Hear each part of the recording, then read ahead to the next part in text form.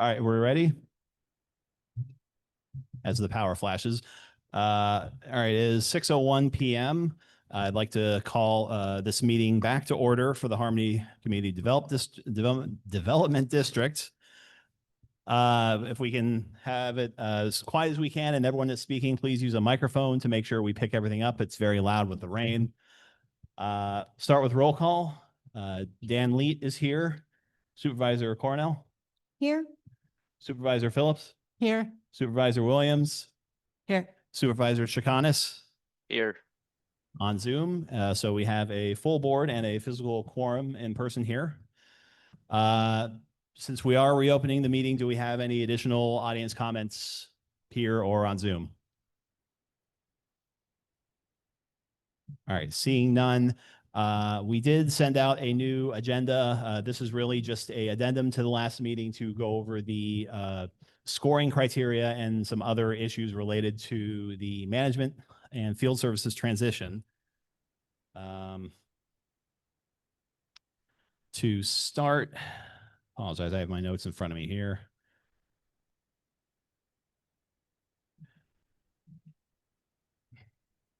Thought I had my notes in front of me.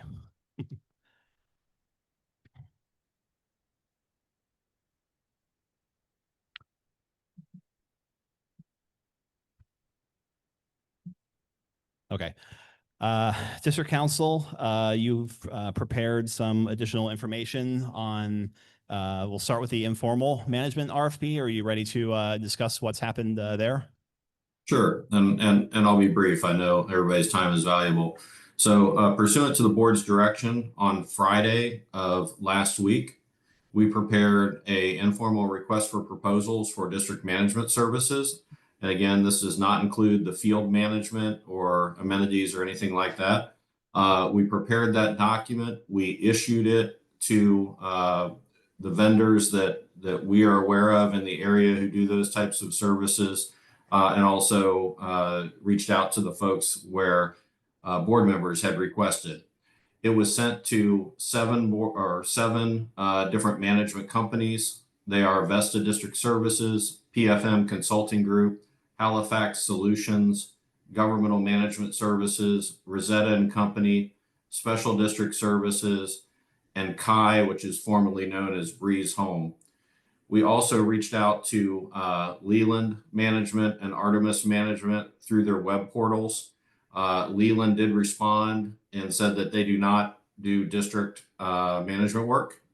And so they were not interested in that, but they may be interested in the formal RFP that we have upcoming for field management services. Artemis Management has never responded to the request that I posted on their web portal. And I think that was Tuesday or first thing Wednesday morning. It was a couple days ago, but nobody's responded there. So those responses are due to me by the 15th of July. And after I receive them, I will make sure that the board gets electronic copies of them. And we'll talk about the timeline after we go through the next RFP. But I'm happy to answer any questions that the board will have. I will tell you I've received multiple phone calls from different district management companies that we sent the RFP to, asking some background questions and things like that. So I'm hopeful that we'll have interest from multiple different companies that the board will be able to evaluate. Okay, thanks, Mike. Do we have any specific questions on the management informal RFP process so far? Okay, and no, I think everything's sounds so far, at least, it's going as we'd hope, that we're getting good feedback and everything, and hopefully we'll be able to have multiple responses that we can then choose from. Next would be the discussion of the RFP for field management and the evaluation criteria. Yeah, that's correct. And so I provided to the board a formal request for proposals for field management and maintenance staff. And as the board can recall, because we are We have maintenance services that are exceed 195,000 for the duration of the contract. We're required to go through a formal process with a competitive ranking. In order to do that ranking, the board has to approve evaluation criteria. And those evaluation criteria, basically are weighted scores that you will give that compare the different proposals to each other. If you look at page 11 of the document that I prepared that's marked draft, I propose that the board consider 15 points for personnel, 30 points for experience, 5 points for understanding the scope of work, and 50 points for the price. And again, these are your criteria, so you can adjust them. Both the description of the criteria, you can add a new criteria if you want to, and you can adjust the point totals however you see fit. This was just something that I proposed based on past experience in these matters. But at the end of the day, these are yours, not mine. So I'm happy to take any questions or direction the board has on the evaluation criteria before we move to the actual text of the document. Okay. So does the board have, first of all, any feedback on just the categories that have been set up to score the different field service proposals on?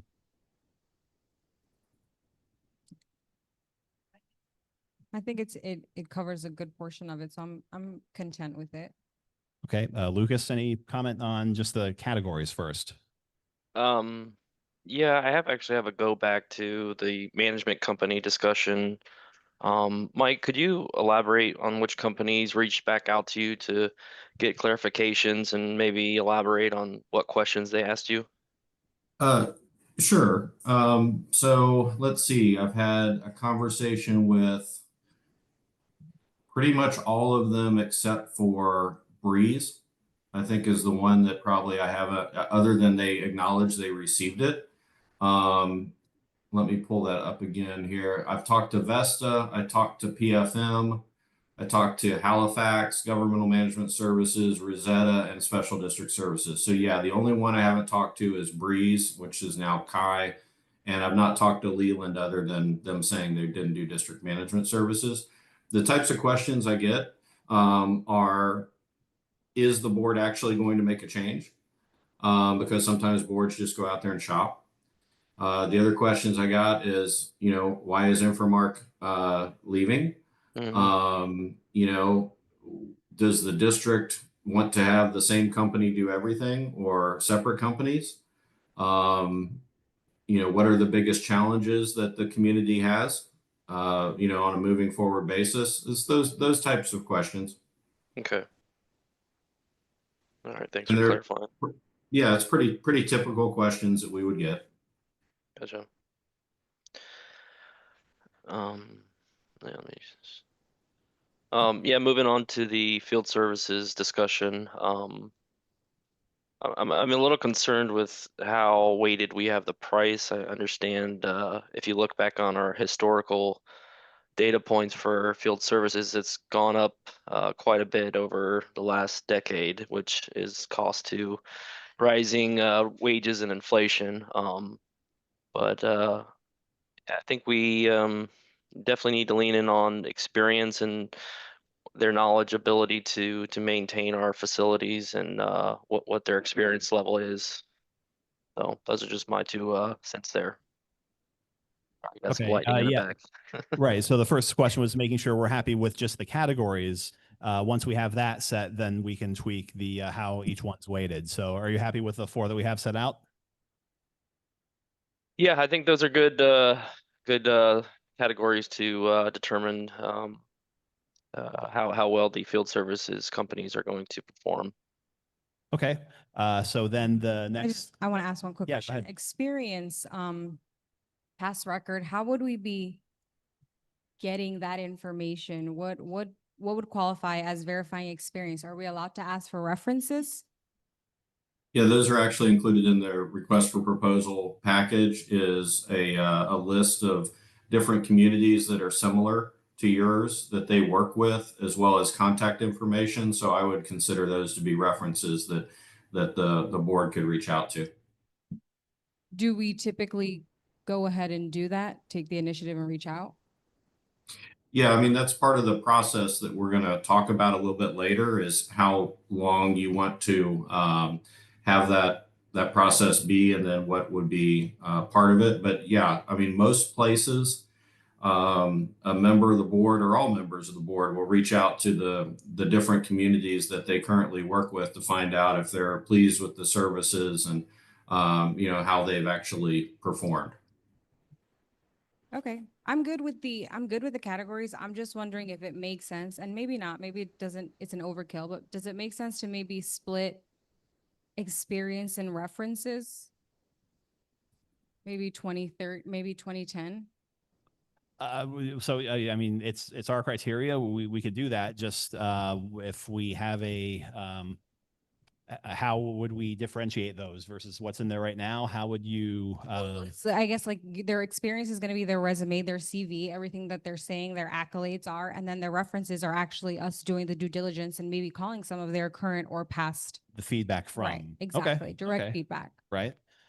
I mean, yeah, we could add that as a category and take those points from a different one. What's the rest of the board's thoughts on having specific reference feedback from managed districts? So, correct me if I'm wrong, Mike, but this evaluation criteria is basically what we're going to use to evaluate each company's proposal. And maybe there's additional information that's going to be provided to us. These criteria is we're each going to individually look at their proposals. They're going to provide this information to us, and we're going to make our own decision on which is the best company. Is that That's correct, but I do think that there is an ability, and we'll talk about how that happens, to investigate references, and for that to factor into the scoring. Right now, I think it kind of falls under, experience. It also probably falls under, personnel when you're looking at, okay, it's the same person at this other facility that they're proposing here, I mean, but you could have a reference category. And I think what I was hearing was, references 10 and experience 20. I think that's what I was hearing. But again, I don't really care. It's whatever you guys come up with, and then we just got to stick to it. Okay, yeah, I'm for that. I just didn't know if they were going to provide their own references or we'd have to go and do our own research and try to figure that out for ourselves. Yeah, they're going to provide 3 that are comparable. And, it's always interesting because sometimes people think they have a good reference when they actually don't. So Fair enough. The only one that I would, understanding the scope of the work, I think I would raise that from 5 because we are a unique community and we have a lot of moving parts. And I guess I would maybe want that maybe at 10. Or I think it's more important, I guess, than Okay. just 5. Well, Thinking about just the categories. right. of the Well, whole divide. and I mean, I think are we about settled on that we want to split the experience into relevant districts covered and then direct feedback from the references. Yeah, I propose splitting experience to 20 points and references to 10. Okay, board seems generally amenable to that. Now, as far as the rest of the weighting for all the categories, we can now, I think we're in agreement. I don't know, Mike, if we need a motion to solidify that, or is this just? we'll do a motion to approve, the advertisement and the criteria after we finish with this item.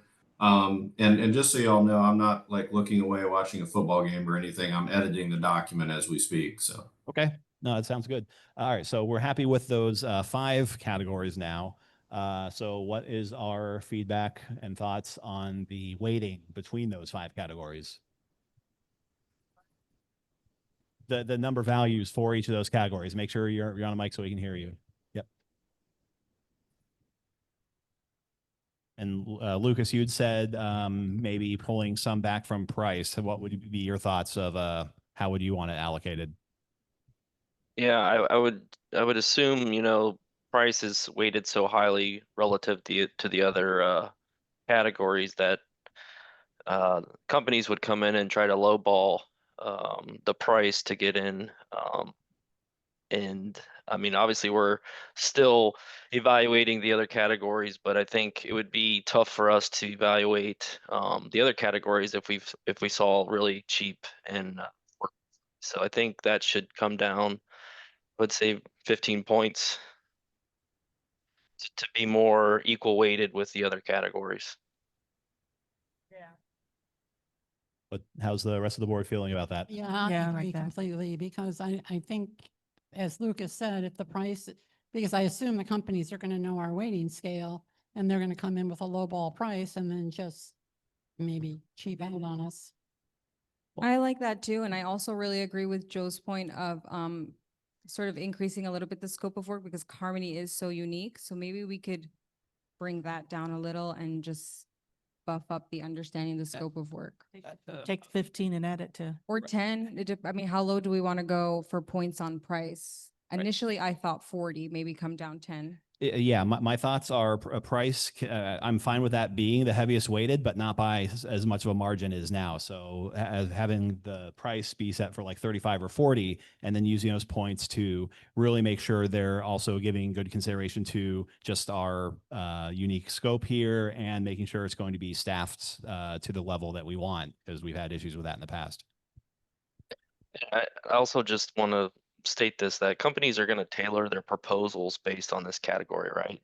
So we need to be aware of if the cost sticks out as a sore thumb as the highest importance to us, we're probably not going to get the most best company that has quality and has the experience that we need. So I think we just need to consider that. Well, it's our job to figure all that out. Yeah. So,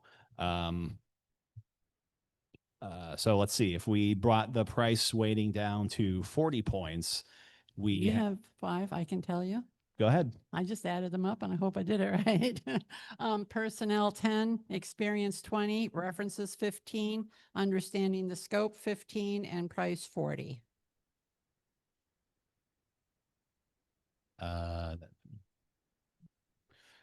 I'm. It was just a Well, suggestion. yeah, well, so I mean, I'll start. I don't like having personnel weighted that low. I'd be more comfortable with. I mean, this is going to sound like a cop-out answer. They're all important. I mean, as far as what we want to have be the distinguishing factor, we've already, are we in agreement that we want the price to be the biggest weight, but just not by as much as it is currently? Right, I'm I getting, agree. all right, we seem to be in agreement there. So that puts the price weighting at like 35 or 40. I mean, okay. Well, I'm sorry, Joe, what did you have your personnel at? Yeah, Well, I 10. put it down to 10, but what we could do is if we wanted 40% on price, we could do 15% on all of the others. If they're kind I of mean, equal. that- So that- I'm not, it's not a hill that I'm gonna die on. I don't care that much either way. It's only 5 points. I will say I would be, like, if we had to shave 5 points off of somewhere, I would definitely go with personnel. I don't think geographic location matters much. I mean, until maybe the last meeting or the meeting before that, that was the first time anybody else from management besides our regular folks were ever here from Infomark. So, I mean, they're not here anyways. They only came when things started really heating up. So I would say, that's why I would say personnel I wouldn't put that much weight on it. Well, this is for the field services. So there's the management part of it. We don't necessarily need to apply this exact same weighting criteria for, and they could be an Orlando-based, Tampa-based, Melbourne. That part of it we can consider for the management portion. Fair. But Yeah. this is strictly for the field services. The guys are going to be here every day, Right. kind of thing. But the firm's headquarters is what I'm saying, probably doesn't hold that much weight. Right. So, and that's maybe we could adjust that wording, well, I mean, Well, that's because just- what would that imply? Would that imply a geographic, like a geofence of how far out we're allowing personnel to live if they're having to commute here? Or, I mean, what would we change that verbiage to? you're going to say something, Mike? Yeah, I was gonna say, that's just one of the criteria, and it also says geographic locations of the office in relation to the project. So we could change it to, instead of firm's headquarters, office serving the project or something like that, if it was the headquarters, or we can take it out altogether. I mean, again, these are your criteria, but just because one thing is listed doesn't mean that you have to focus entirely on that. And in fact, you could actually award the score based on everything else that's in the category and not, award points on that. These are just examples. But Just it's up to you. We'll take change from whatever you want. price and add it to scope of, understanding scope of work. So price 40, understanding the scope 15, experience 30, and personnel 15. That was my suggestion. Experience into. Okay, so, Yeah, well, then- Oh, 15 and 15, experience and referral. Okay, so we'll go real quick, going back to Mike's point. I'm in agreement that the actual official headquarters of the location or of the firm is maybe less important than if they have a field office or something that would be more local to us. And I guess any office being relatively geographically close to the neighborhood here as opposed to their headquarters. I'm fine with that change. How about everyone else? I feel like I'm still not getting it. What does where their office is really matter if where I don't see how it holds, which like I said, it's 5 points. It's not a Right. hill I'm willing to die on, but I just don't see how it holds much weight at all. For the and I agree. I don't think they're, where the corporate headquarters or whatever I don't think that has really any factor. In terms of what personnel they have, if they need to, someone calls out sick, they need to rotate in someone else. Just being closer here is advantageous when we're talking about the people that are going to be here every day. It doesn't need to be, I agree, it doesn't need to be the heaviest weighted thing, but I think it's, I'm fine with 15, how we're kind of Yep. saying with things so far. I'm good with 10 or 15. Okay, Yeah, I think the other point too is if we have any, emergencies that need to be addressed right away, that we have people close by that can address those. And just kind of going back to the cost thing, these companies are going to come in and they're going to compete, and there's only so much margin that they can cut to make a profit to field and support these services that they're going to provide. So we're putting a lot of weight into that category, which, I'm okay with 35, but I don't really think we should go above that, because these companies are going to, cut their margins as much as they can to get the opportunity to come in and provide services. So it's going to be competitive, I think, and putting so much weight into that bucket is, I think it's going to really add any value to the proposals that we're going to get. all right. So what's your proposal? Or how would you tweak if you were taking another 5 points out of price? Where would you put it in the categories we have set up? I would put it into the other three categories. We're looking for quality work. Yes, price is definitely something we need to, choose on. We can't obviously have $1 million,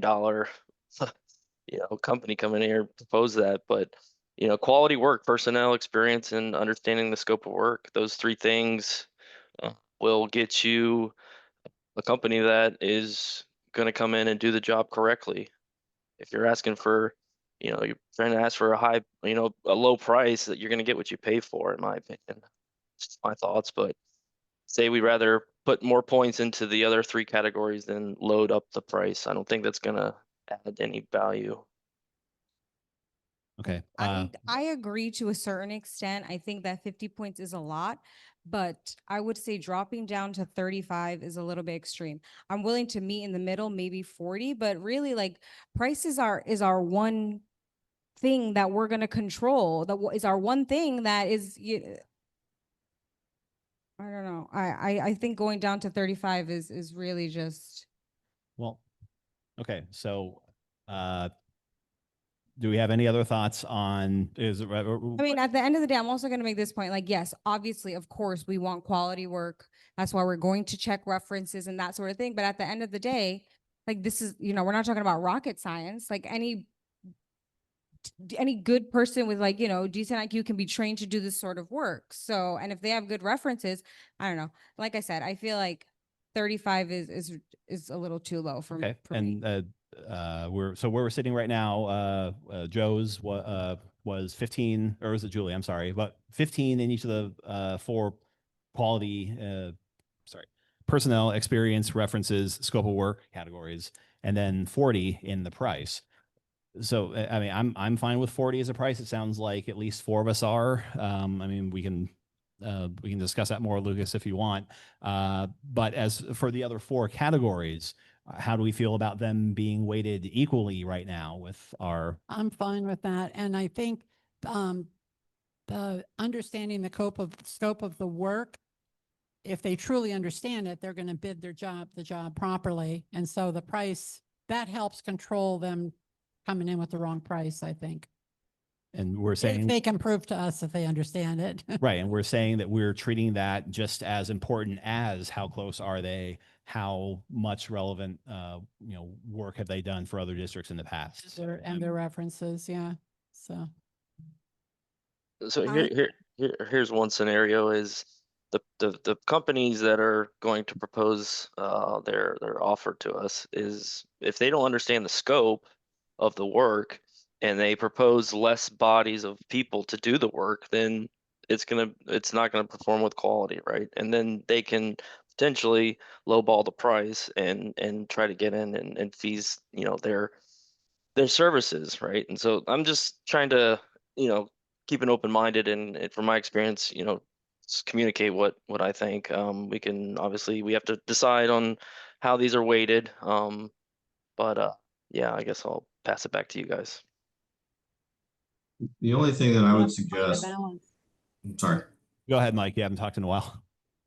Two items. One is to address that headquarters or office issue.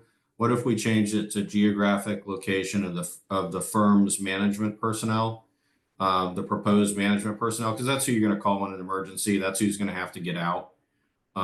We could do that if you wanted, or just take it out altogether. And then the only other thing I would say is, references weighting them the same as experience when they're the ones that are providing the references, and we may get some mixed reviews. We may get, just no callbacks. It seems like references weighting them equally with experience may not be the best solution for the board. But again, these are yours. It's just my observations. I'm sorry. So I think I asked this before, but I guess I wasn't clear enough.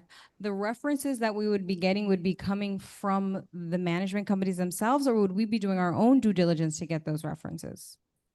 So that's part of what we need to talk about, because after we get through this, but we can talk about it now, because all of this takes time and we don't have a lot of time.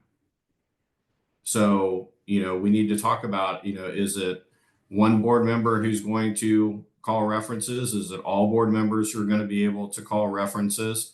Is it, your engineer who's going to call references, or your attorney who's going to call references and report to the board? One of the other things that we have, I believe, in the RFP is, tell us if you've been fired from a district in the last, few years. And then we can check that reference too as to why they got fired. I mean, they're public minutes, but you guys need to decide, how we're actually going to go through this reference check.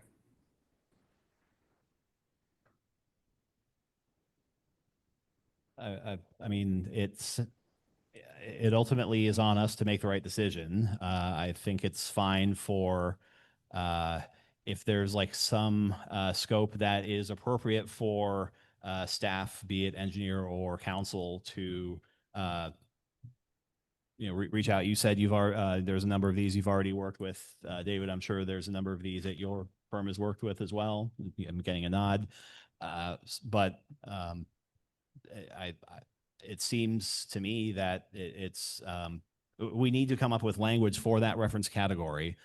I think it should definitely be us taking the lead on getting that feedback from whatever references are provided, with additional advisement from staff as they deem appropriate.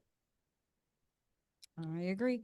So are we well within our right, Mike, to go ahead and reach out to these companies ourselves, or these other CDD members ourselves, if we want direct feedback from the folks that deal with them regularly?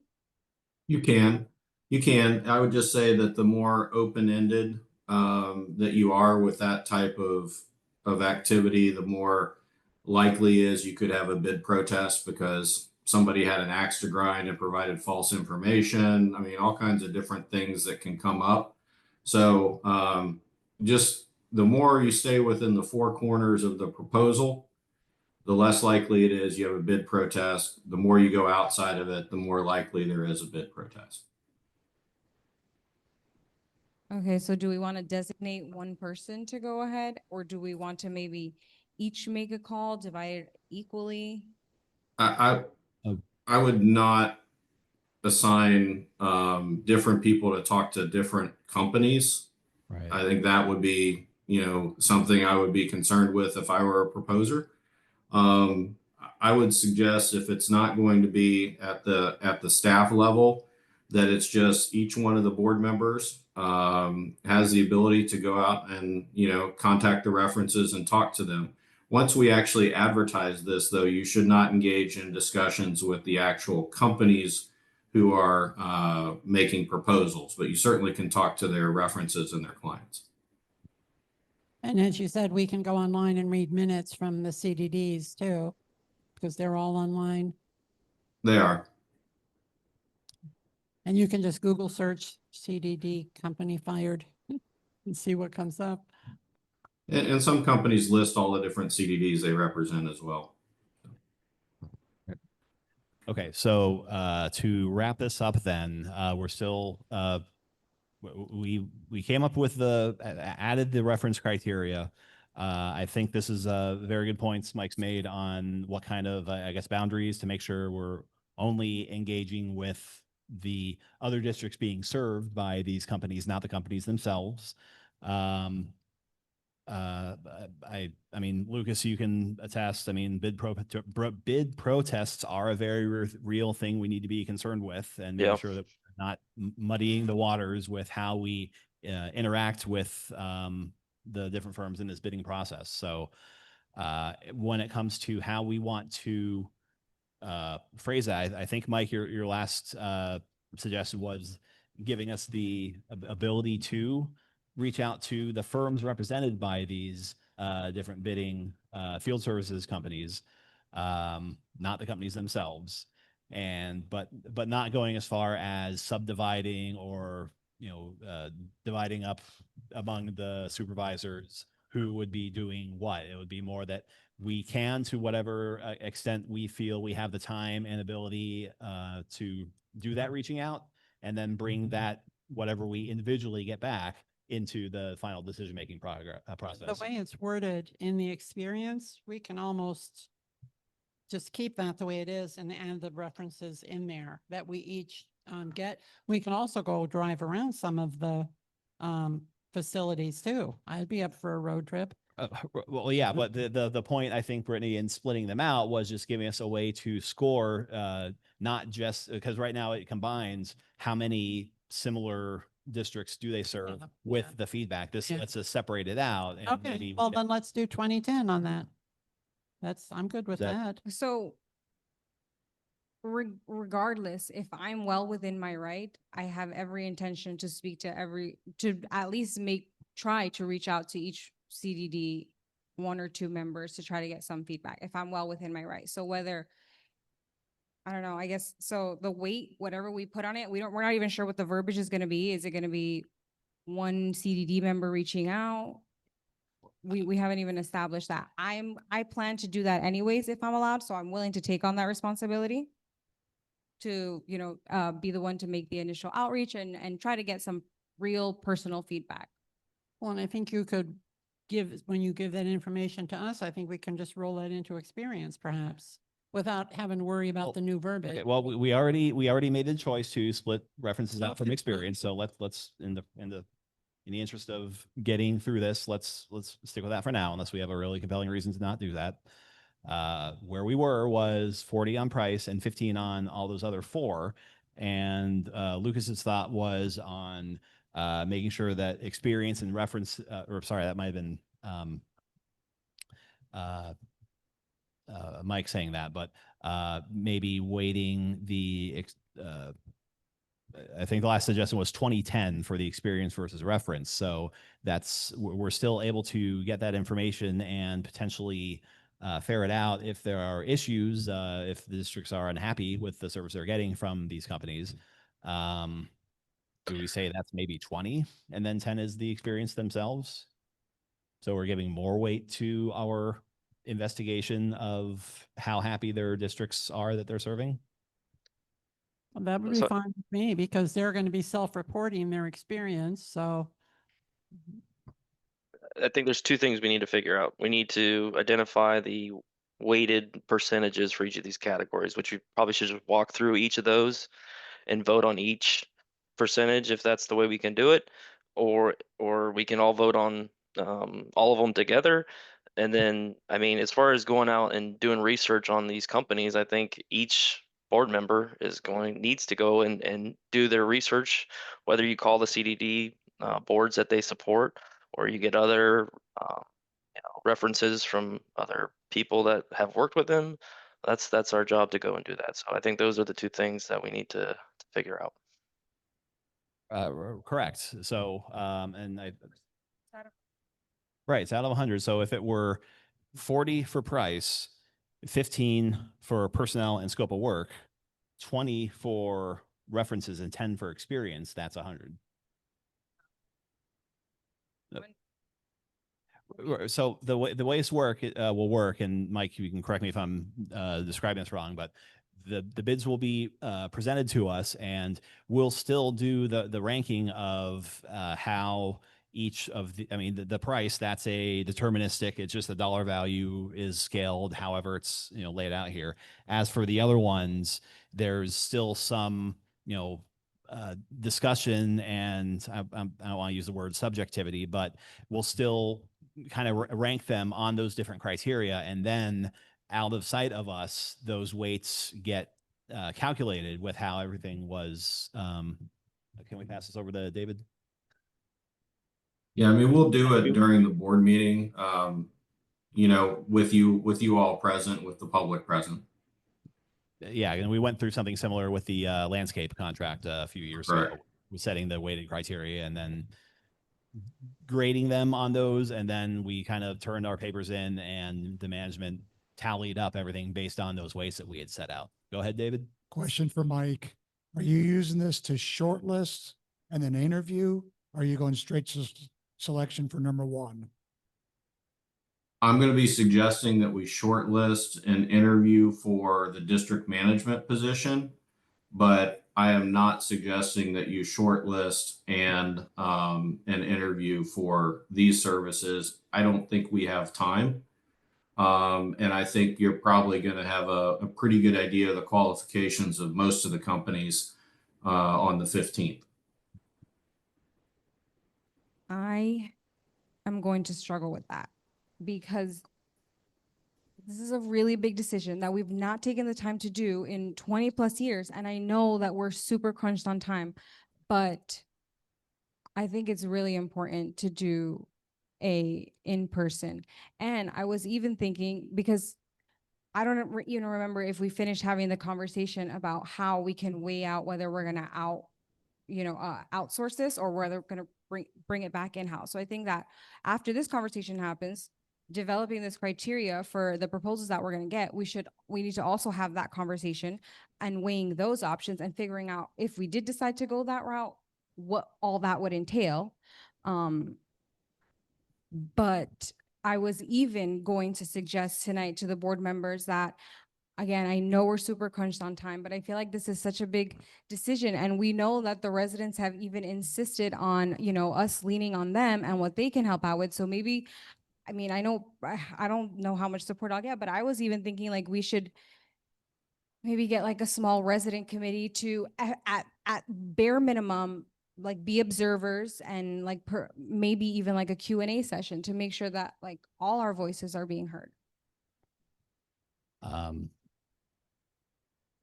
Make sure, microphones. I know we're crunched on Q&A time with the with field the services proposals. yeah. Oh, okay.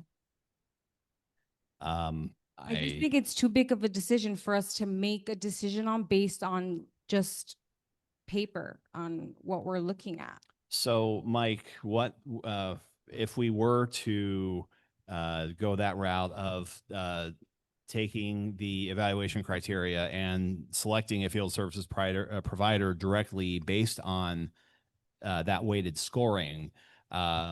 What do you expect would be like? Is the contract length something that's going to be part of the bid? Is that something that's a typical, 3 or 5 year duration? I think to Brittany's point, and I don't disagree. It's a very big and monumental decision, but I guess my question is if there are immediate issues, growing pains, whatever issues with the company we select, how long are we going to be stuck with them? You'd be stuck with them 60 days. Okay. So, So, and I'm fine to, build into the schedule as many workshops or board meetings that the board wants to. I would just say that at the end of the day, you have to have this fully staffed on August 25th. And that realization is how I came up with the schedule, but we can certainly accommodate that request. It would just have to be more special meetings that we would have to plan. And we would also have to move your August meeting towards the end of the month. because we still have the budget that needs to be finalized and everything on top of all of this. So I while it's a noble cause, I'm going, my thought is to defer to, our staff has, they serve other districts. They've gone through this type of process before. If they're telling us that, hey, we really need to do everything we can to make sure this transition happens smartly, and smoothly, but also quickly, that we have outs if it turns out we make the wrong decision and they Yeah, but come at in. what cost? I would rather us have another meeting. I know it's a lot to ask. We already squeezed this one in. I know, guys, but it's to say that we have an out, that's gonna cost so much more money rather than having, squeezing in one more meeting. Here's an idea. We don't, The proposals for field management, sorry, is July 31st. And are we not going to see them until August 7th? Am I understanding that correctly? You open, anyway, if we can't see a clear preferred one, then we could have another meeting like August 14th and ask them to come and present their case. Well, could you, yeah, what do you think about that, Mike? Because at that point, we will have received their bids. I don't think there would be time for them to adjust those bids, I guess, based on feedback. Is that what you're suggesting, Joe? Oh, but let's say that we're really close between two of them, like we were with Benchmark when we did there were two of them. We were so close between the two. And so if we got the paper ones or the ones that are going to come in, if we don't see a clear winner, so to speak, to use the wrong word, then we could ask them to come in and do it in person. Okay, but and point of clarification, Mike, we're doing this scoring criteria. So our inputs are how we rate them on each category. Right. And but it's still right. There's still some impartiality to the process of we set these scores and we grade them within those different categories. But then without us saying we pick this company, I forgot. There's still that element of impartiality to it. Never mind. Well, Well, go ahead. if I could clarify, if you're going to have an extra meeting, if you were going to do that, to have presentations, I would not shortlist. If you get 15 submittals, you should have those presentations prior to the time that you rank them. Bring your pillow. That's my only suggestion to avoid a bid protest. If you're going to do that, don't rank them and then have proposals. So yeah, but we did talk to the manager. I mean, the field. landscapers. Right, They and I- came in I and believe we then had- we ranked them that night. I mean, we scored Right. them at a meeting. Yeah, and we had there were 3 or 4 of them. Right. So we don't know how many are going to come in on this, I right? mean, on or should we expect 15? I think you should expect 5 or 6 of the 7 that I sent the Okay, district yeah, you only management sent that. proposals, So, plus I think you should expect Leland. And then you should expect any other company that provides these services that happens to see the ad in the newspaper. So it would not surprise me if you got somewhere between 8 and 12. so if that happened and they all came, right, to avoid a bid protest, we have them all come. Can we then do we have to have them all present? I mean, they could Yes, equal time, because right? you've already picked your favorite if you don't have them all present. Okay. Yeah, if they all come here if they all come here, 8 people, however many, yeah, all 8 have to present. And be given equal time and whatever access and everything. Yeah. So, Well, Then that's, and we're being well, charged extra for this space. Well, yeah, but again, we have to weigh what that extra cost would be versus us making the wrong decision and having to do this all again in 60 days. well, now that I remember about the bid protest thing, maybe we should lower the price factor down to 35% because that does give us more leeway to go by what we find out about them and how we feel about them. And because there are So- intangibles, you know? Yeah, I just So want- one company might be $50,000 more, but might be heads and tails above everyone else. Well, yeah, but we're gonna score them on this. And correct me if I'm wrong, Mike, like this is supposed to serve as a scoring card, but ultimately, like let's say one company scored a perfect 100, but like we as a board just don't feel right about it. We don't have to go with that. Is that right, Mike? I we would have to I would go not with su- I would not suggest that approach, because if I'm somebody who gets 100 points and I outscore everybody else and you say we're going to go with the number 4 ranked proposer because we like them better, you're going to have a bid protest that I probably can't defend. Guaranteed. Well, I mean, I guess I'm a little bit confused because part of hiring is that there has to be some sort of chemistry there. We have to be able to work harmoniously, and that doesn't always translate into black and white. So This is our best attempt at finding a black and white way to score them, finding these criteria that we're setting out in front that can be set in stone that makes it less likely for them to protest, saying, hey, we really care about how close you guys are, how happy your other customers are, maybe even more combined than we care about the price. So if we've laid all that out in front, we have them however many, submit proposals and we grade them.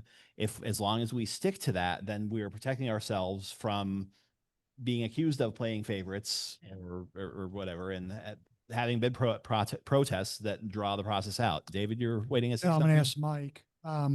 In my line of work for engineering, we go after multi-million-dollar contracts. We do the RFP. There may be 20 or 15 firms that submit. They always submit or shortlist 3 or 4. Those 3 or 4 are then interviewed, and then they select from there. So if you're going to agree upon the categories and the ranking to go from 16 or whatever, 12 to your top 3 collectively, then you can call those 3 in for the chemistry and how it goes. But I thought that's what I was asking. I was confused. Yeah, so what David's describing, and he's correctly describing it, is a request for qualifications process under the CCNA, and that's the process that we use for selecting engineering and surveying professionals in the state of Florida. I would not recommend that for a maintenance services contract because I do think it leaves open for bid protest. I mean, the whole reason you have a ranking is to select the person or company that's in the best interest of the district according to the criteria that you dictate. Once you deviate from that and say, well, we scored it, but we don't care now, we're just going to go with who we like, you open yourselves up. Now, if you want to, open yourself up, that's a business decision for you all to make. I'm just not recommending it for you. So I think maybe what we want to try doing then is the issues we're concerned about, and whether that is, the references, that's specifically how satisfied are their current clients. Maybe we just need to weight that more heavily so we can still make that, the interviewing of their clients, we can make that maybe the most important part of the process. I mean, we can do that. We can set the reference process or the reference scoring as, equal to the bid price if we wanted to. I mean, the advice from council, and I'm very inclined to follow that, is to set as much of it down in writing up front to avoid protests and dragging it out and thus being stuck without any kind of field service provider and not having a smooth transition from current to future. That's the worst case outcome, if you ask me. Yeah, and real quick, I mean, any field service management company that comes in is not going to hit the ground running. There's going to be communication issues. They're not going to know the historical knowledge of our community, and within 60 days, you're not going to know if they're good for our community or not. Yeah, there might be signs, but you're not going to fire I mean, unless they're super terrible and they're not responsive and not doing things right. But for a company to come in here and you give them 60 days, you're not going to know if they're going to be a long-term solution. It's going to be probably 3 to 4 to 6 months before they actually pick up things and are getting things done and understand who to communicate with to get solutions. Just keep that in mind. Okay, so other thoughts? Is there not language that we could add that would give us some discretion there? Like I don't know. I think Right now you have 60 points of discretion. No, I meant more just so that if however we set the criteria, if unanimously the board just felt like, wow, it's not what we were expecting, or for whatever reason, it just didn't feel like the right fit, there's not some sort of clause or verbiage that we could add that gives the board that or just something that simply says, regardless of scoring, the board has discretion to, pick in whatever they feel is in the best interest of the neighborhood. Well, the way we do that is, let's say, understanding the scope of work. That seems very closely aligned with how much they impress us, how much work they put into their bid to say, here's what we're going to do for your boats. Here's what we're going to do for, each of the different categories of field services work that we have, and what, here's how we've fixed 40 splash pads on our different clients in the last 5 years. Something like that would show us that they, the kind of thing that would impress us at a presentation. The best thing we can do, I think, is to put that into the scoring criteria. So the scope of work, maybe we add more language to that to show that they have shown thorough knowledge of our community's what we want and what we've been wanting from field services, and elevate that scoring criteria. And I'm not saying it's easy to do, but what we want to do is try and bottle up what we would see that makes us feel good and feel that this is the right choice. That, like if personnel being close, if it was a resident that has their own contracting firm or whatever, and they, that they would score really high for that. We just need to be as not showing, avoiding any kind of showing of preference for or against the responding companies to avoid the process dragging out. So whatever we can do to kind of bottle up and write down on paper what we think would make us feel good about them, that's what we need to have in our scoring criteria and weight the highest to make sure we're not getting protests and having the process spiral out of control. Yeah, I think by pushing down the weight of price into the other things helps us control that better. I disagree. I don't think I even feel like 40. I wouldn't be willing to go down to 35. I think that if we needed to, which I do agree that adding some reference or even experience, buffing up some of those maybe is a little bit more important, but I wouldn't take it from price, not anymore. We already took 10 points from price. I'm fine. I'm fine with 40 for that right now. What we need to do, and we need to set the. We still have a couple points we need to get to of scheduling the rest of the process. But as far as the criteria, I'm still generally in favor of putting the effort and spending maybe a few more minutes right now talking about and coming up with our best crack at judging criteria, and then using that for a final decision so we can have a smooth A to B transition and not have a gap. I think that is more important than I understand where you're coming from. And I think just owing to that we have 50 something days left, we owe it to the residents to try and have the process be as smooth as possible. And yeah, if we get it wrong, yes, that would be on us. Yes, there would be a cost, but we would still want that to be a smooth transition from them to the whoever follows up. We're kind of painted into a corner here with only having a 60-day timer.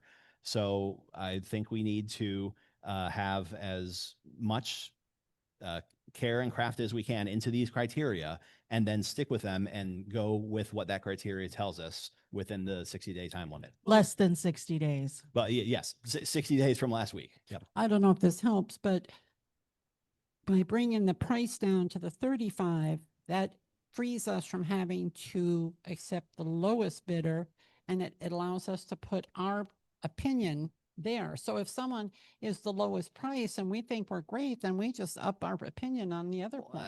We still need to be fair with judging Yes, them on our criteria, but Saying is lowering it down to 35 points for price gives us, if they do we okay, so that gives us more freedom to get our own opinion in there. So that's all I was saying. I didn't know if that helped or not. I was just saying that was how I looked at it. Lucas, haven't heard you from in a while. Heard from you in a while. What do you think? Well, I guess Mike, how do we vote? How do we vote on this allocation here? The vote is at the end. Mike's Okay. been taking notes as we have this discussion, and whatever we decide is our criteria. The motion will be at the end to adopt what the formal RFP is, including the scoring criteria. So what we're discussing right now is what will go into that final vote. We don't need, it's just. I think that's what he meant, though, what we decide here for these numbers. Right, I mean, go ahead. I have numbers of starting with price is 35%. Experience is 30. I have source of scope of work of understanding is 20%. Personnel is 10 and reference is 5. Those are my allocations. So I agree with. going back to my question, Mike, is how do we vote on this as a board? Do we go individually on each category, or do we go back and forth like we have been for the last 15 minutes about how we allocate these percentages? Well, I would say, I hear 35 and I hear 40 for price, right? So why don't we do a show of hands on price? How many people believe it should be 35? And I can't see anybody because my screen's tiny. So Right. Lucas, you'd said 35. Julie, had you said you were fine with 40. Okay. 40. 40 for me. 40 for me. Okay. So let's, put a So Put a we'll, point in we'll, that. we'll plug in 40 for price right now. All right. Okay. And then let's go back up top to personnel. Lucas, what did you have there? I had 10% for personnel. And then any of the board members opposed to that? Well, so yeah, go. No, I agree with 10. So, but making sure we're giving thought to what what would give us those warm fuzzy feelings that that would what we're looking for. Were we able to do a one-on-one interview and a lengthy interview process, trying to condense that down into making the decision now in our waiting? How important is it that they are close to us right here? Well, that, and then the other thing about personnel, we could make it 50 points, but a month after we hire them, they might have different personnel. So Well- I'm keen on having that too high. The other thing that y'all need to realize too is companies aren't going to go out and hire somebody to come in and do an RFP proposal. So you may or may not meet the personnel who are going to be working at your project. Right. Yeah, I have personnel at 5. Um, I think the location is somewhat important. I'm fine with it at 10. So where does that leave us? Well, obviously someone like from Tampa is not gonna. So Yeah, they would, Yeah, they we need wouldn't to take the post- job. Mike, you said you were putting these out to companies that can take on Harmony, right? I believe that they can, and I'm sending it to the companies that board members sent to me that I did not come up with on my own. I'm Okay. at 10. Yeah. I'm at 10. I'm at 10. Okay. So I think, is there at Yeah, I least was 3 at 5, people? but I'm outnumbered, so. Yeah. So we're at 10? Oh, Everyone works outside their home offices. okay. Okay. They'll stretch from all over the place. Right, so I don't think it's that important. 5. Lucas, you said 5. I had 10 for personnel, and I think we need to, just clarify and restate what that definition is. Right. We already took out the headquarters language. But it also says capabilities of key personnel, meaning what their abilities are to do Or for do our they have a community. degree, perhaps? It's or not like certifications? this is not a location personnel category that we're concerned about where they're located at. For the Who's emergency, scoring the capabilities, though? I was still I typing, mean, but, that's it. If a firm that's located in Orlando is up against a firm that's located in Lakeland and they're equal in all other categories, the score would go to the company from Orlando. Right, so then you're saying it's location based. Based on the text we have here for That's in direct contradiction to what Lucas just said. So now The- I'm confused. the Maybe Mike- definition that I said was a portion of the statement was capabilities of key personnel. That's a part of the text that I just read off, which is in the document. And then, right, and then I asked, so what's the criteria of those capabilities and who's scoring it? we do the scoring. No, I'm Well- talking about this verbiage under personnel where it says adequacy and capabilities of key personnel. Yeah, so that language is intentionally not more refined than that because that's what gives the board the discretion to evaluate and compare different ones. If you wanted us to put in there, each person who's hired has to have had 3 years of experience at a master plan community doing landscaping management. I mean, we can do that, but we typically make it more general so that the board can evaluate it within how they think it should be evaluated. But that's what I'm trying to understand. What are those categories and are they going to be broken down for us? How would we be able to differentiate the things in this, in these Well, parentheses? We're not going to know all of that until we get the responses. Yep. Beckman. Yeah. There's a whole category when they make the application where they tell that stuff to us. So if they have someone who has certification in invasive weeds or something, that might be helpful to us, then we could give that points when we individually score them. That would be up to each of us at that point. I'm fine with 10 for that. Yeah, because they're going to brag if they have somebody who's got an advanced degree or certified or, and that. So, So yeah, I'm fine with 10. sounds like, okay, nods for 10. Okay. 10 for that. All right. So then we got 10 for personnel and I changed it to the locations of management personnel. But again, that's one factor you can consider or not consider. There's lots of other ones. Experience. Right now I've just got plugged in there 20 points because I think that was the last thing I heard, but how many board members think 20 points are appropriate? And then how many think something else is appropriate? What was your number, Lucas? I originally had 30, but due to losing to the price allocation, I gotta reallocate. So I'd bring that to 25%. And this is probably one of the most core and key categories I think we're gonna rely on to make sure we get a sound and quality company that's gonna provide for us. And that's with 50 points left for the remaining categories of references and scope of work. So I have 20. I've only got 25 left. if we had done 40 for price and 10 for personnel, and we haven't rated the other three. I'm saying we're still having the discussion about experience right now. Oh, got it. Yeah, my bad. Okay. I'm at 20 and then 15 on the other two because that adds up to 30. But these aren't hills I'm going to die on these three. So 5 or 10, 5 points either way on any of them is fine with me. They all kind of fall sort of in the same. Well, we just want to make sure that when we see these bids, that we are able to, try and predict right now what is going to be most important to us, so we can make sure that our criteria is, written such that the ones we grade most on those things we care the most about are the ones that's Now, going in your to. experience, it does say reputation of respondent. So now we could weigh that a little heavier since that's in there. Again, I think it was their reputation based on what they gave us. So that's why we added the reference category so that we could do our own due diligence.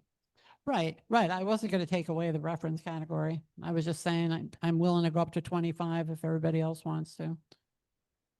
But my number at the moment is 20. I have 20. I'm good with 20. 20 for experience. Mhm. That was what, Yeah. Lucas. I'm still holding the 25. I mean, when they provide their experience to the communities for us, our job is to go and do the research and ask those people how they feel about that company. Like Mike said before, the references could go either way. They could have people that they give to that are just going to boost their egos up and tell how well the company's done, or they could, it could be reversed. But I don't really think the reference category is going to really add any value that we can hang our hats on in assessing the companies that come in.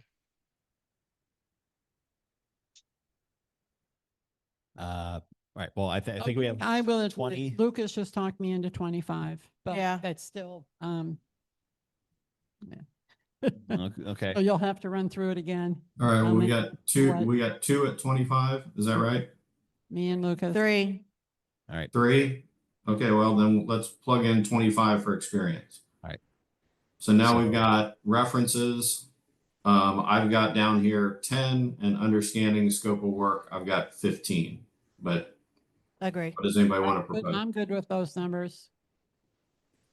No, I'm sorry. Can you repeat those numbers? Is that Yeah. where 10 on Go that, ahead, Dan. 15 on understanding. 10? I would switch it. Let me just pull it back up. Sorry.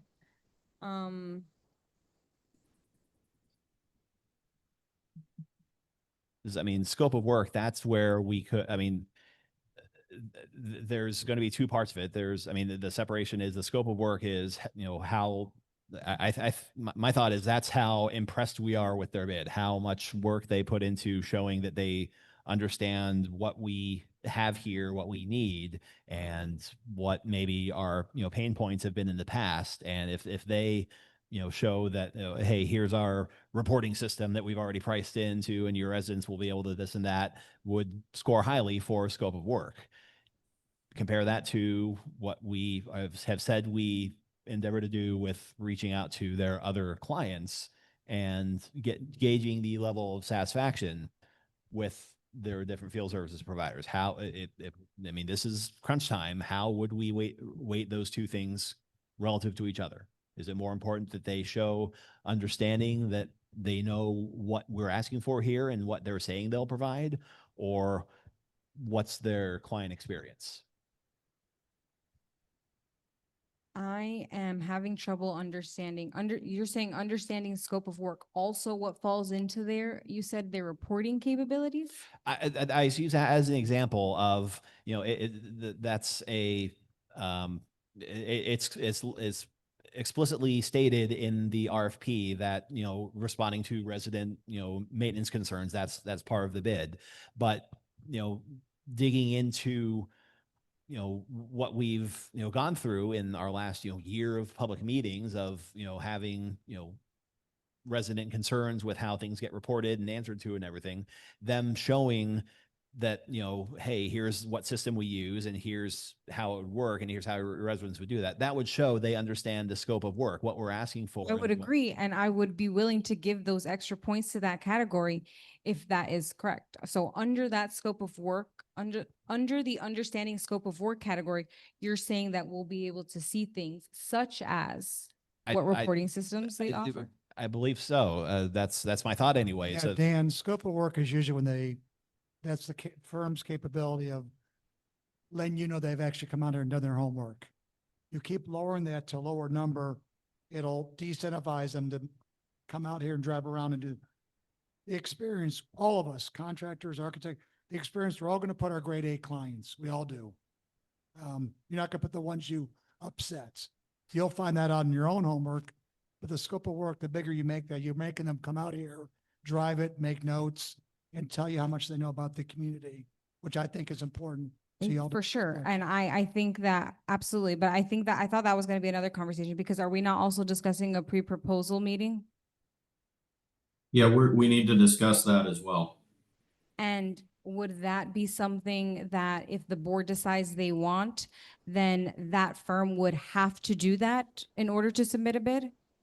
You can either make it mandatory or non-mandatory. That's up to the Right. board's Okay, discretion. so that, so they would be, if we needed them, which obviously we need them to, because Harmony is very unique. If we needed them to come out, that wouldn't fall under understanding scope of work. They need to do that anyways, I think. But I'm just trying to understand if something like a reporting system, something like a logging system, something like a CRM that, you know, we've gone on and on, well, that I've gone on and on about, is that something that would come up under understanding scope of work? It should, if somebody's putting together a good solid proposal for you, and I have that listed in the scope of services, which is something that should stand out to them from other communities, Okay. it so should be then- addressed, but I'm not going to guarantee they're going to do a good job for you in their proposal. Okay, then I will vote for that. Yeah, sure, I'm good with that then. okay, good with that being the words or the weight that we had. The points, yeah, a little bit higher than I was going for, but I'll go for it. So that would be 15 for scope of work, 10 for references. Yep. I think And we have our scores. yep, I'm going to read them out loud and just tell you the changes we made. Personnel, 10 points. Change headquarters and office to management personnel. Experience, 25 points. References, and I put in parentheses, reference checks by individual board members, 10 points. Understanding scope of work, 15 points. And price is 40 points. And I'll have to adjust the language for the example. So is that, that's the consensus that I hear. Yep. Sounds good. I will agree with that, but just to state that I had scope of work at 20%, reference at 5, but I'll move to get this thing closed out. Great. Okay. Okay, so if you want to, just since we're already here, if you want to just do a motion to approve the evaluation criteria, we can go ahead and do that and move on. So moved. Second. Aye. All right. All in favor? Aye. Aye. Aye. The motion passes unanimously. That was me moving and Julie seconded. Joe seconded. Julie seconded. Okay. All right. So next is the discussion of the timeline. And Well, whether we've or not- got a couple things we have to discuss, Dan, about the RFP before we get into the Oh, okay. timeline. Yes. Yeah. Go ahead. Number one is Harmony's unique in that you have an Infomark employee who is certified, I think, in spraying of pond weeds and things like that. That's not typical. And right now, I need some clarification on whether that's going to be within the required scope of services or whether that's going to be as an outside vendor, because that certainly will affect cost if they know they have to go out and hire somebody that has that certification. And I don't think you can assume that what you've been doing in the past will be able to be done in the future. So I need some direction on that issue. Is that something that we could have as like a line item option to either be bid or not bid? Yeah, we can. We can have a bid alternate that says, and how much would you charge to, spray the weeds like we've been doing in the past. We can do that. But I just think you're going to be complicating things because again, it's not normal that you would have a staff member that has that capability. Well, what is the My preference would be to take it out of the scope, in terms of that they have to provide that, and then you would then look to an outside vendor, or if you got lucky and they had somebody that they hired that had that, then that may or may not be a contract adjustment later on. Remember, Dan, Are we also have the old world climbing fern that Brad's been doing in-house for the nuisance, Right. wetland conservation. So I agree with Mike. If you put that in the proposal, they're not going to know how often to do it, the frequency, the chemicals. So I would maybe pull that out for the wetland conservation areas. Any other thoughts? What is the obligation on us? We have a certified weed person now, right? Is that what they're Well, called? I mean, we've Well, yeah. Infomark has provided that. Right. We have the legal obligation to provide that mitigation for the conservation areas that are within our boundary, as well as treating the ponds. Algae growth or hydrilla. There's at least some of that Brad has been able to do in-house, even as even before Infomark, I'm pretty sure was running it. But since we cannot bank on the exact staffing of whoever is selected, I tend to agree that it would be best to pull that out, pull that language out. And I mean, maybe it falls under the scope of services evaluation again. If they say, oh, hey, by the way, we have provided, some limited, pond treatment services. Exactly. The right verbiage. Right. It would be a way for them to differentiate themselves if they do, but we're not Exactly. anchored to, we must have that Perfect. provided for anyone. And as we get further into this, and I don't know, would we be allowed to hire one person? I mean, Because if Brad took over the pool chemicals also, which we contract out, maybe Brad would agree to work for us. Or bring it all in-house. well, We can talk about that, but it's very difficult, but we can. Well, whatever. That's definitely a conversation that I'm going to bring up as soon as we're done with this RFP process, just because, again, guys, I know, I don't know, honestly, because I haven't done it, right? I hear it's hard, and we can finish this RFP conversation, but I am going to I bring it didn't back. mean we couldn't talk about it. No, No, we but can. I just feel like obviously there's enough, and they may not get it, I may not get it, but there's enough, feedback from the residents that they want to at least explore the option. And so I think it is on us to go ahead and I've explore. gone on the, and asked a couple times for people to give suggestions on how to go about it, and all I get is, I've gotten Yeah. so many people willing to help that've been Yeah. through the process. I mean, yeah, so we'll definitely have the If- conversation. I mean, not putting preferences out there because we have to score on that impartial criteria. But if there were a resident, we've lucked out with United. I can't remember the exact And- selection criteria, but having the manager live here Yeah, super. lucky. is a hugely important. So yeah, if there were a management company that were able to come in and do this bid, and oh, by the way, I'd be running your account and I live on Middlebrook or whatever. And Well, yeah, that would be a total game changer. But what are the odds of that, right? So we do I'm not willing, personally, I'm not willing to risk trying to take on that much of a change in our 53-day window that we have left. I'm willing to in the future, but it's just for the continuity of services. I think it is not the time. I hear you. I understand. Maybe not as much as you'd want me to, but there's no way that in good conscience right now with this opportunity in front of us that I would say we're not going to go ahead and explore that. We're not even going to go ahead and explore that option. Like, we're not considering it at all. I Well- wouldn't do that because that's in direct contradiction of what our our constituents are asking for. Our position on the board here is to make decisions. This is getting outside the scope of the meeting. The way it was done in the past with board members in, being involved in day-to-day management, field service type, maybe that works when it's a much smaller community. It's not speculation that can cause lawsuits. It literally caused lawsuits to the CDD based on the interactions and how things were done with direct board supervisor management of field services. I'm not saying it's a never, but it's a not right now when we only have 53 days left. Yeah, I would agree with that. And there was a lot of issues back then when all that transpired. I don't think anybody. I Well, hear that, and oh, everybody says that, but again, okay, I think stop that talking, I guess.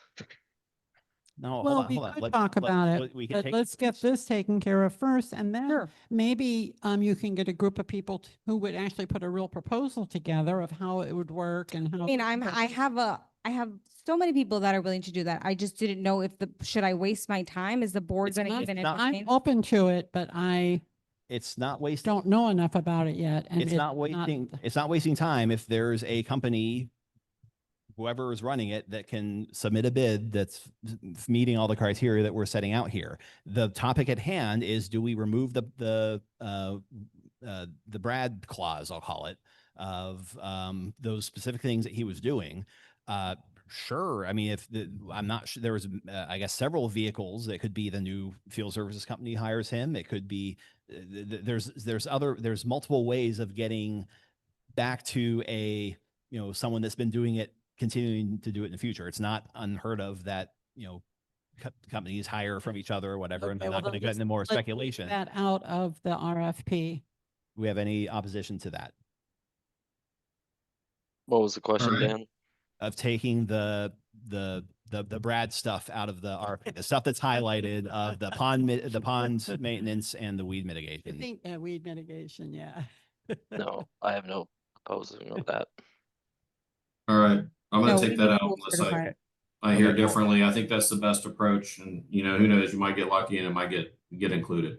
Okay, well, Um, Jennifer did bring up pools. I know we have we have a contract with Ecolab for chemical monitoring, but there's still, I guess, and Jennifer, with the microphone, could you give a little clarity on?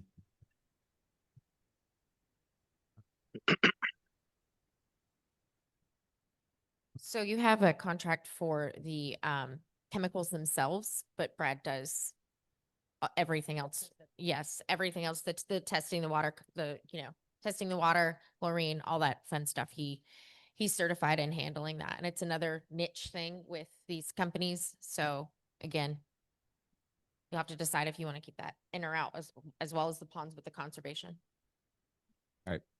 Yeah, and that's a good point by Jennifer. Line 76 requires that they provide a certified pool operator, and they're responsible for, testing the chemicals and doing what Brad is doing. I did not recommend that be removed because I have seen that done at other places, but that's up to the board. I agree. I think we need a pool certified person for sure. Doesn't seem like too big a ask to me. Does everyone else seem? No, I'm Okay. fine with that, yeah. Lucas, it sounds like we're in agreement. Yeah, Leave I'm pool on stuff board in? with that.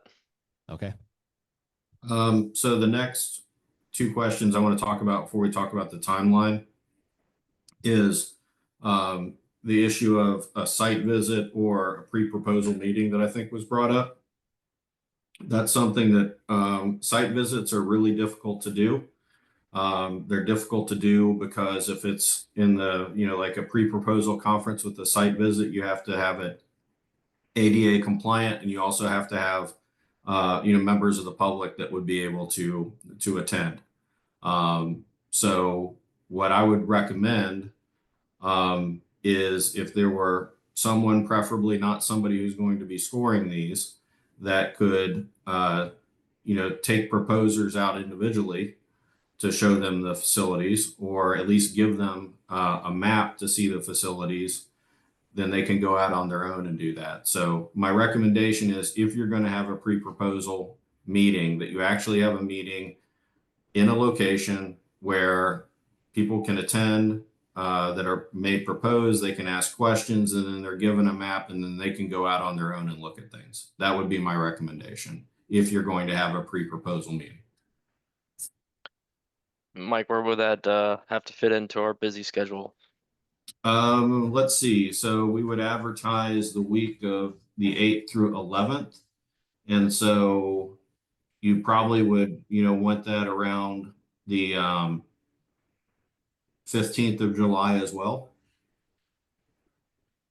That sort of a pre-proposal conference, and then that would give them, approximately 2 weeks after that to put their proposal together.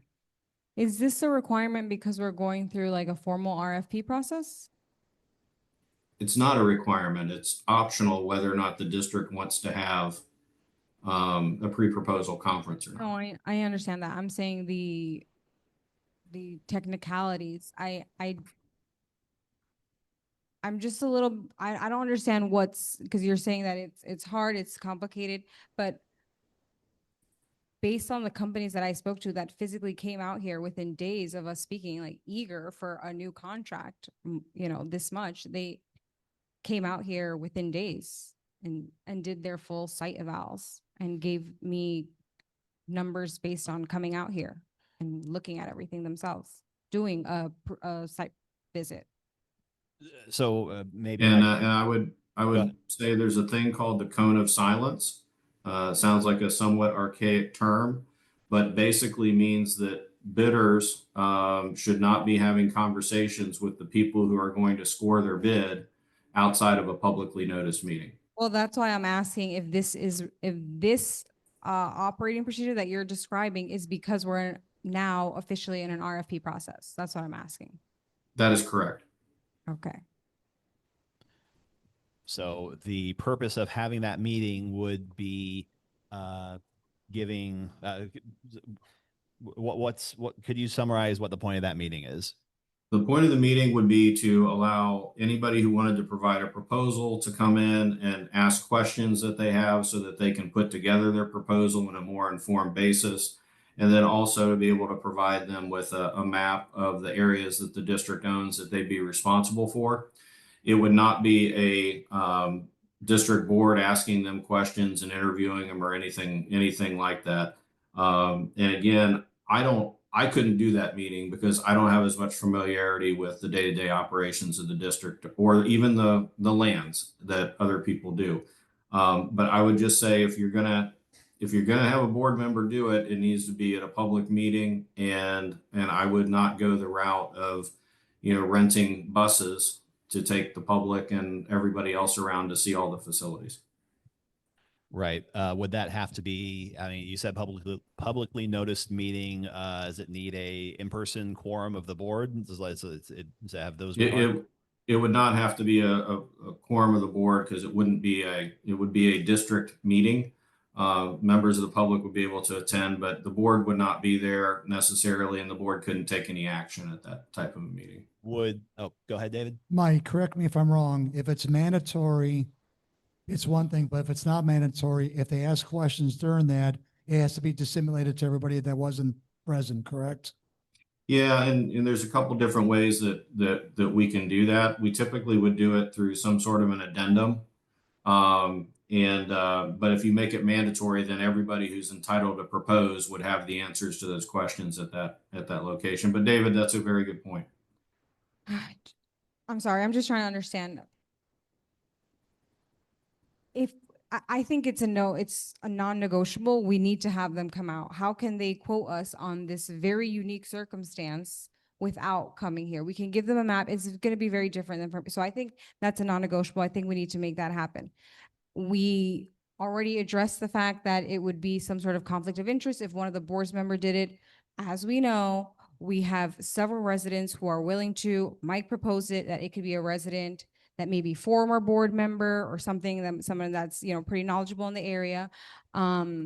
And then as far as the ADA compliance, what does that exactly mean? Like, we need to provide a bus, or can we just have the resident that's gonna be doing the tour take them on their golf cart? So we're talking two different things. Are you asking about an informal one-on-one tour of the community, or are you asking about having a meeting where all the proposers are going to go on the tour at the same time?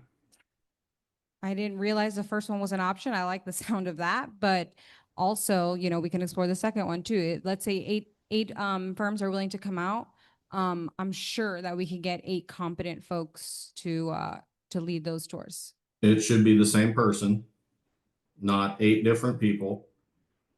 And it also should be somewhat of a script where the person is providing information to them. Here is the location. This is what we manage. But it should not be something where that person is feeding them information that I would consider more inside information. So there would Okay. be parameters on those one-on-ones. So, and just so I'm clear, that meeting date, would all those tours, site evals have to happen that same night? If you're having the group meeting, then yes. If you're talking about individually, they can contact a resident and a resident will take them around to the places that the resident has access to, then that would not have to be, all at the same time. Okay. And again, I go back to the more you go outside the 4 corners of the RFP, the more you risk a bid protest in dealing with that. Okay, can you hear me now? Okay. Yes. If I may, Mike, and correct me if I'm wrong, but they also have the option to give the map to each bidder, and those bidders can come out here on their own. They can also go back and address those questions directly to you after they've done their walks. They can do them individually. In my opinion, take it or leave it. I know I'm not a big fan, don't have a lot of fans here, but if someone's actually interested in bidding your property, they should come out here on their own. They shouldn't have to be told to come out and do it. So if you give them the tools to come out here and do it, they know they can ask the questions to Mike. Mike will make sure that all questions are done on an addendum and given back out to all bidders. It's all a very, very fair and clear process that way. You don't have to worry about, did a resident say something that wasn't in line or anything like that. That would be my suggestion if Mike is in agreement with that. And it saves you guys money. You don't have to rent a bus and do anything else. So. And I mean, to what you're saying earlier, I mean, you've already had, respondents coming out here on their own. So that seems the safest approach for me, where we equip them, we give them the tools, we give them the map. Here's everything that we're asking you to be responsible for. Please email Mike, CC Kubra, whatever, for your questions, and they will handle and make sure that that is all handled fairly. So every bidder is, notified or whatever of whatever questions have come back in, whatever additional information has been disseminated, to make sure everything's still being done fairly and minimizing the chance of a protest blowing everything up. Well, how would they get into certain key restricted areas? I mean, informally, how many are there? I mean, if someone pulls up to the swim club and I mean, can we add descriptions to the map? Like maybe showing, here's a picture of the splash pad vault. Here's a picture of the,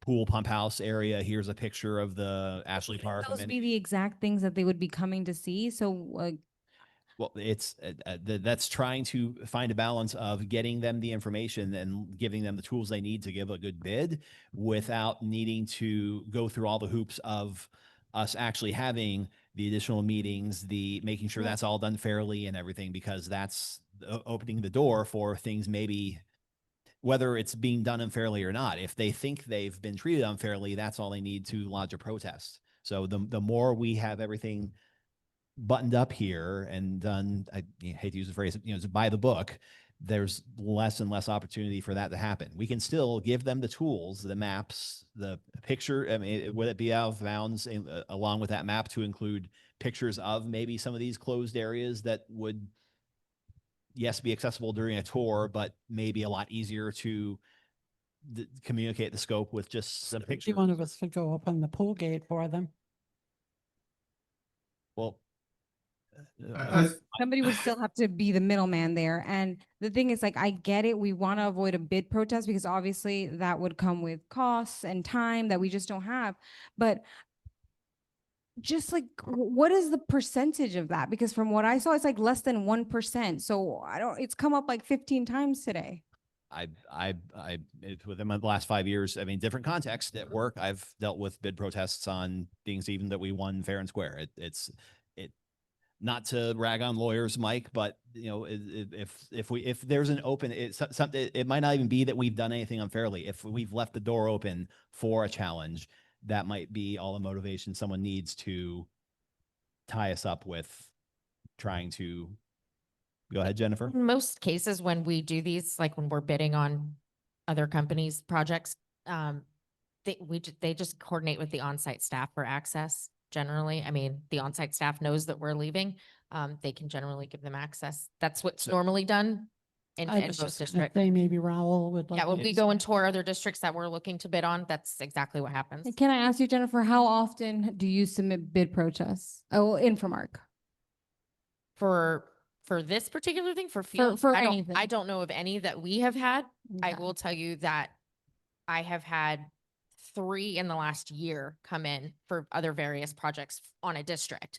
And some of them aren't even like valid reasons, but they take up time and resources. And I think that's why Mike is stressing it so much, because even if the reason's not valid, now you have to pay Mike to investigate it and possibly rebid it. And that's advertising and time, and you guys have to hold meetings again. And so it becomes a very costly process. So then the question, Mike, is that approach okay, where we instruct field service that's on staff now to allow access to anyone that comes in the bid investigation process to have access, or is that what's your thought on that procedure? No, I think it's fine if he's, providing access and, here's the map and here's the access.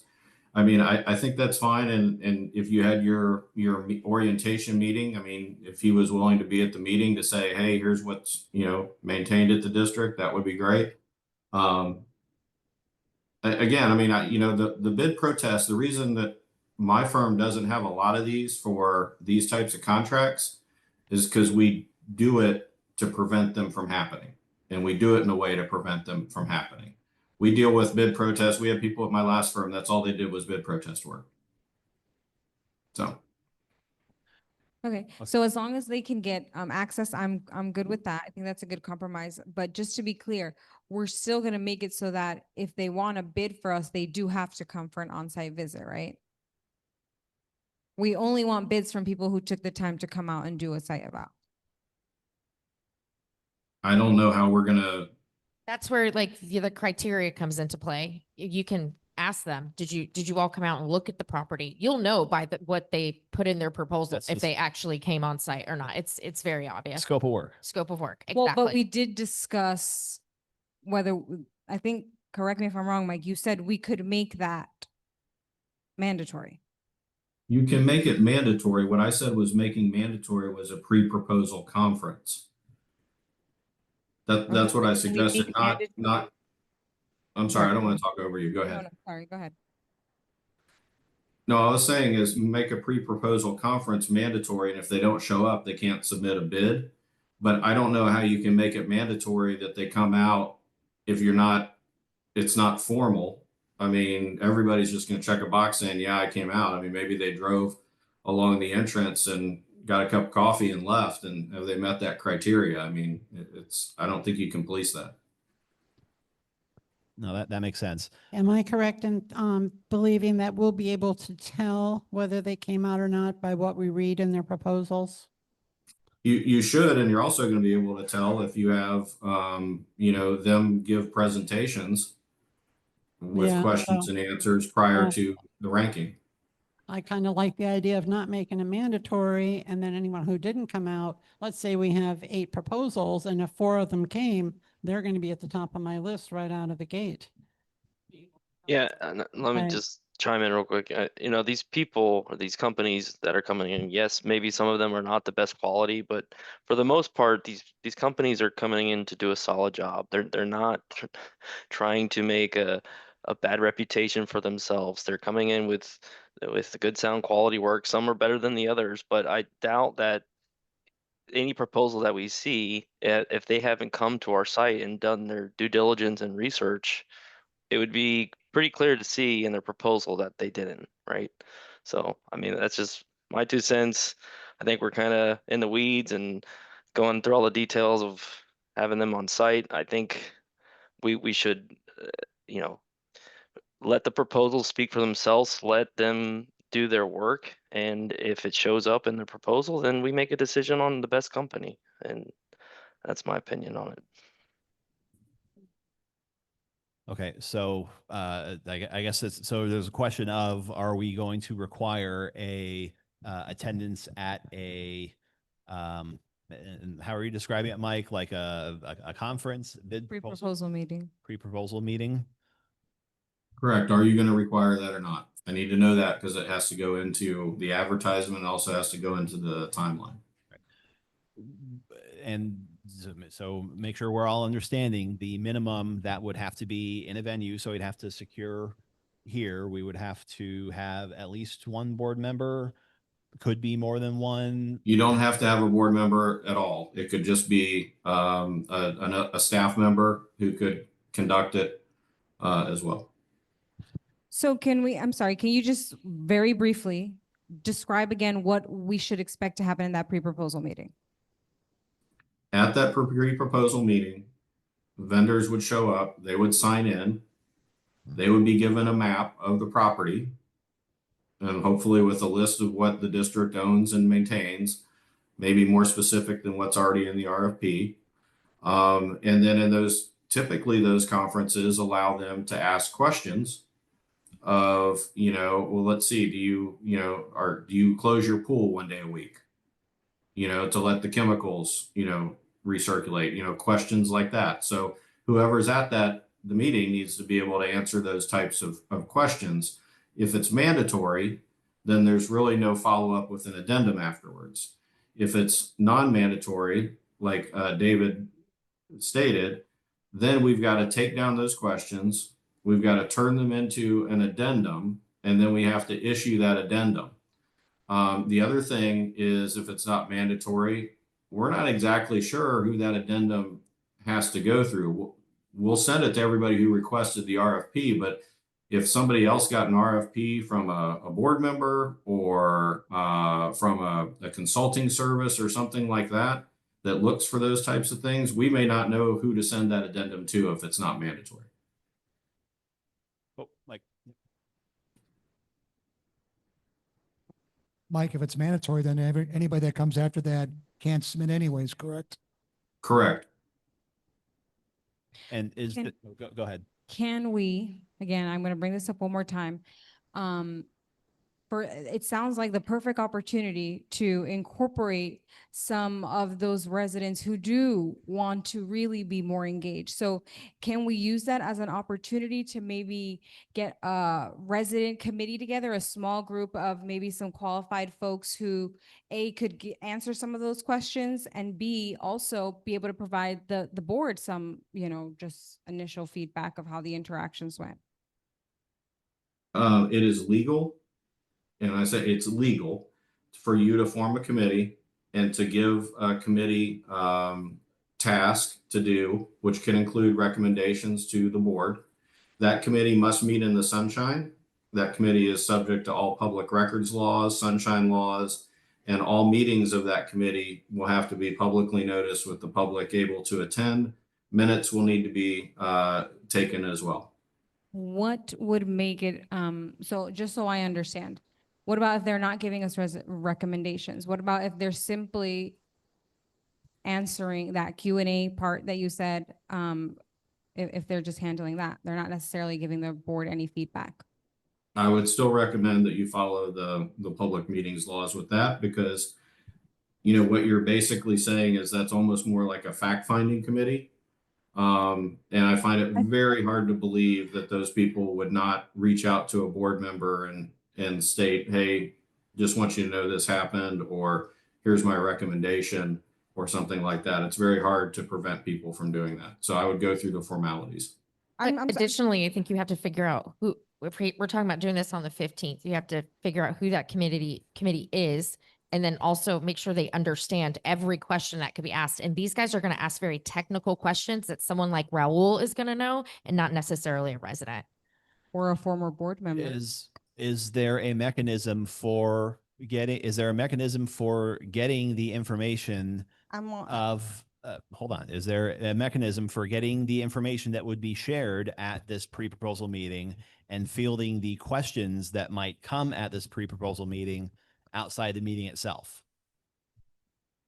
Like, can that just be like with the RFP process? Can we provide, here's the map of the property, here's here's who to contact if you want access to our pools to conduct your own inspection, and please send all questions about the RFP to Mike CC Kubra, and have everything dealt with that way without necessarily needing to convene an additional meeting on top of the other extra meetings we're already talking about doing? We can put much more information into the RFP that we issue, such as a map, and such as, here's the answers to questions we think you might have. We can certainly do that, but and I don't want to say that this isn't important, because it is important. Everything that you all are doing is pushing the timeline out. And you just need to understand that. And if you're comfortable with it, that's great, but you don't have a lot of time. So whatever you want to do has to fit pretty close to within this timeline we have here, because once you actually select somebody, it's going to take a week or two to negotiate the contract. It's going to take weeks for the transition of records to go through, and for them to actually understand what the records are. So, I'm happy to do whatever the board wants. I just think you need to understand, the more refined this gets, the closer you get to the end of your timeline. And to keep it simple, and I'll let Mike weigh in, don't have a mandatory, have them come on their own, and let Raul be the single point of contact. Otherwise, you're really going to be subjected to different information from different individuals. Yeah. Is there any reason not to do it that way, Mike? No, we can do it that way. That's a good suggestion. Okay. Nodding heads. Oh, yeah, I agree with that Okay. completely. So to be clear, we're saying there's not going to be a mandatory pre-proposal meeting, but we are going to say, providing a map, David, that was part of what you were saying, right? Providing a map and providing a single point of contact, and that being Raul, the probably most knowledgeable person about field services here right now, as they exist today, for sure. I'm happy with that. Well, and these companies do this all the time. So they, hopefully they're professional enough, they know what they're doing. So my other question, and this, I may be jumping the gun, but if there's you said we're going to negotiate the contract then after we select the company. So is that the time that we would put in things like wanting split shifts for the staff? Because I really think it's important to have someone here after 4 p.m., check the bathrooms, make sure a bunch of stuff's not clogging them before they leave for the evening. Lock the bathroom at Buck Lake if they need to, if we start having more vandalism problems, things like that. So we would put that in when we negotiate the contract, or should that all go in now? Because I have a whole long list of stuff. Yeah, I would say it should go in. It should go in now, because that may affect pricing. And then once you've got somebody under contract, they may say, well, that's going to be another $10,000 to do that. So I'd rather know now. Okay. Well, wouldn't have to have more staffing to have someone after 4 p.m. They just have to have a couple split shifts. But I really think there should be one, maybe two of their staff. I don't know how many staff these companies are going to think is appropriate for our situation, but at the moment we have 5 full-time on staff. And I just really think it would be nice to have someone that's comes to work, let's say at noon and works until 8 PM, take down the umbrellas, check the bathrooms. Yeah. And make sure there's no food laying by the pool or in the pool. You know, just all of those kind of things. So I would like that to be in the RFP if the rest of the board agrees with me. And Is then, that 7 days a week? yeah, yeah. 12, so they must provide at least one employee who works 12 to 8, 7 days a week. No, just, they should have someone here. Staggered schedules. Right, so that someone is here to close the pools. Now, the pools close at like 6 o'clock in November and December and January. So, Right. because they I close, think that's really important. We've sent several, and so have residents asked Infomark to do that for a while. And so it doesn't seem like it's impossible because it seems like the conversation was open there for a little bit. It just never got it to be implemented. But absolutely, I think yeah, so the we need to verbiage could be include- something along the lines, Mike, to have one employee that stays until the pool closing time, which is 30 minutes before sunset, I think. I'd have to look in the rules. So you want them to stay an hour after pool closing? Yeah, I guess, because I want them to check the pools and that. the verbiage could probably just be that we need some sort of coverage between these hours and these hours, 7 days a week. But the hours change if the We want pools them to are close the pool. daylight. Yeah, well, I So- mean, not by much. I think like, what is it, an hour that it changes between the seasons or whatever, the time? the pool Well, right closes? now the pool's open until what, 8:30, but, and the guys get off work at 4. Right. So what I'm saying is if we could include in the RFP that we want coverage from, call it like 7 AM to 8 or 9 PM. But in the winter, we don't need them here till 9 because the pools close at like 6. Yeah, so I mean, what would we do then? Switch the contract up every season? Well, no, that would be, they would do that. No, they know when pools can be open and not open if they're not lit. Right. And so it would just be that somebody has to be there for so many minutes after the pool closes. Right, to check, well, we have 2 pools and we'd like them to check the bathrooms. That's when people throw all that stuff in the toilets and plug them up and then the water runs all over the place all night. And that, so yeah, probably take a half hour after the pools close. And then also, and so they make sure they have their staffing, because on the weekends, we need people at the pool during the summer and during like spring break probably, because I don't know that someone stopping by is going to curtail the problems that are going on. People climbing the fences, people are drinking, people are smoking, kids are throwing footballs at other kids' heads, and they're just having fun. But when there's 20 million people in the pool, some of that stuff needs to have someone there with the voice of authority. I mean, in our current contract, it says monitor the pools for rule enforcement. It says that already. It says monitor, but it Yeah. doesn't say that. I think we should have someone there. Are you suggesting we need to have somebody at the pool full time? On the weekends, although you know what, I wonder if we can just hire a high school kid to do that. So I guess we don't have to put that in the RFP. Well, I mean, that's what we need to focus on right now. Yeah, yeah. So we can hire an outsider for that, right? Or maybe there's a kid that wants to earn volunteer hours. I don't know. So what do you guys think? I like that conversation, but I don't think that's a mandatory conversation that we need to answer in the scope of it needs to be baked into the RFP Okay. itself. I think the staffing hours and I trying to predict what Mike would say, but I mean we Mike don't will want figure it out. that's my only hesitation. Like this I think we're in general agreement. We'd like to add this to the RFP.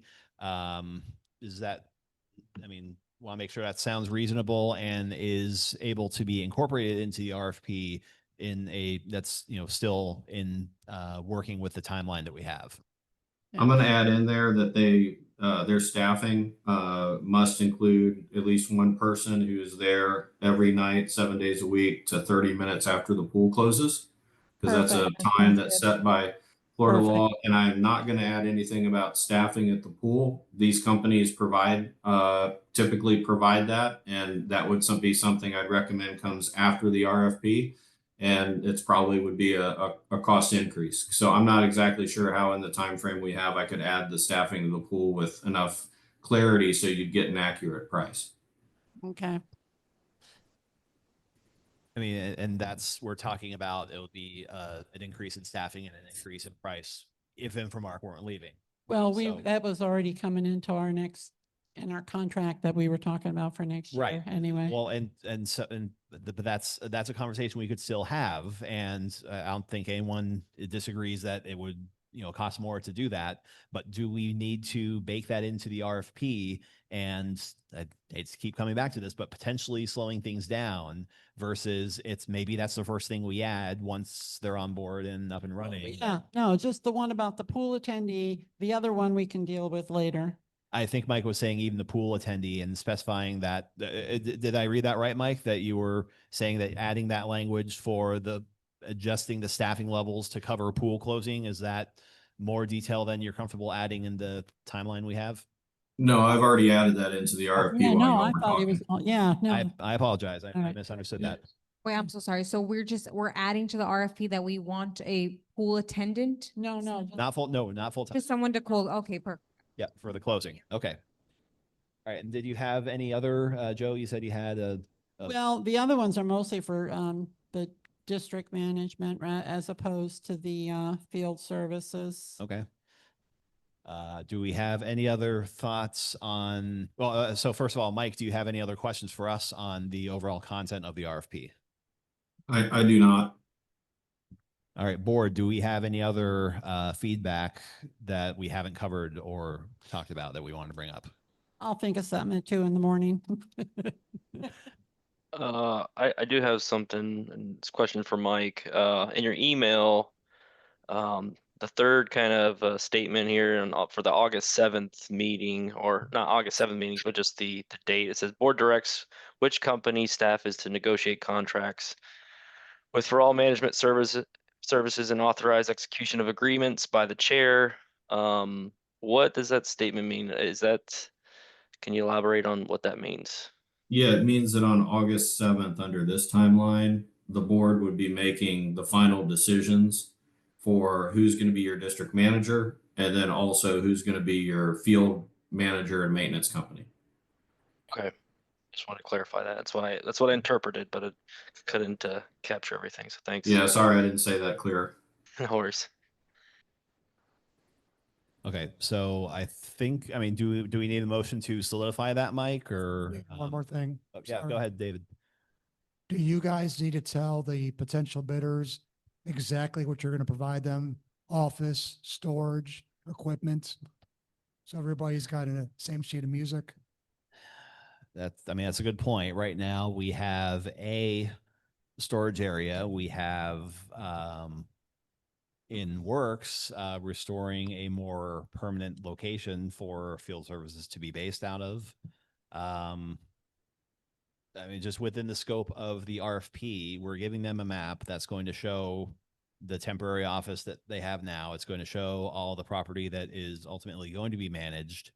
I suppose, David, we could include, okay, well, we have plans underway. Here's, at this location, we plan to have a maintenance and storage facility be constructed. I'm just sure we need to address it. If they have questions, they'll ask the questions. Yeah, we're not gonna tell them, hey, we're gonna be building this facility for you. We want them to bid based on what is here Right. today, right now. Right. If I could, one of the questions in the supplemental questions in the RFP is, are the existing storage and office spaces adequate for your company to perform the scope of services included within the project manual? If not, what additional storage or office spaces will be required? I can take that out if you don't want that in there. I don't think Where we is need it? to, based on the feedback from our current management and field services company, they themselves said it was adequate. But we cannot continue to store things on the by the garden. That's against county code. We're going to start getting fined. And more importantly, that's not the conversation we're having right now. We need to, But I mean, well, isn't that the question that Mike just asked? that David brought up, that to make sure, well,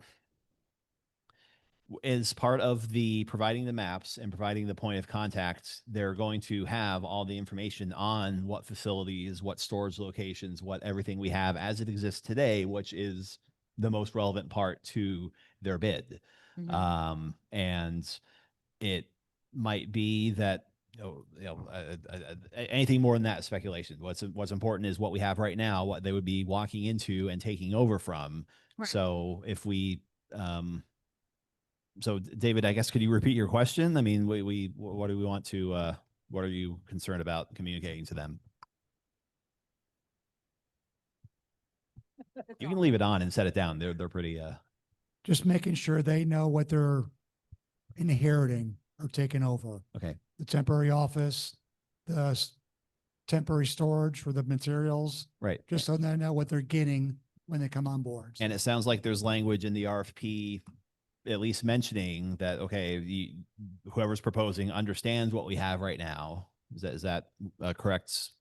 Yeah, that's summary? correct. And one of the questions says, is what the district has adequate for you to perform the scope of services?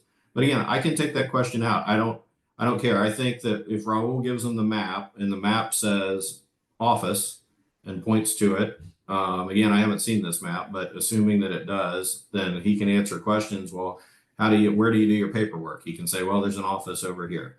I'm happy to take this question out. I was on the fence whether or not to include it, but I wanted the board's direction on that. I don't think we need to remove it. I think the answer is yes. Do we provide adequate space and storage? We do. No, I'm asking the bidder whether or not they can perform the scope of services with what we have. Oh, well then, yes, I think that we shouldn't take that off. That's going to be really important. We right now don't have a storage, another facility. And so we can only, Right. That's tomorrow's problem.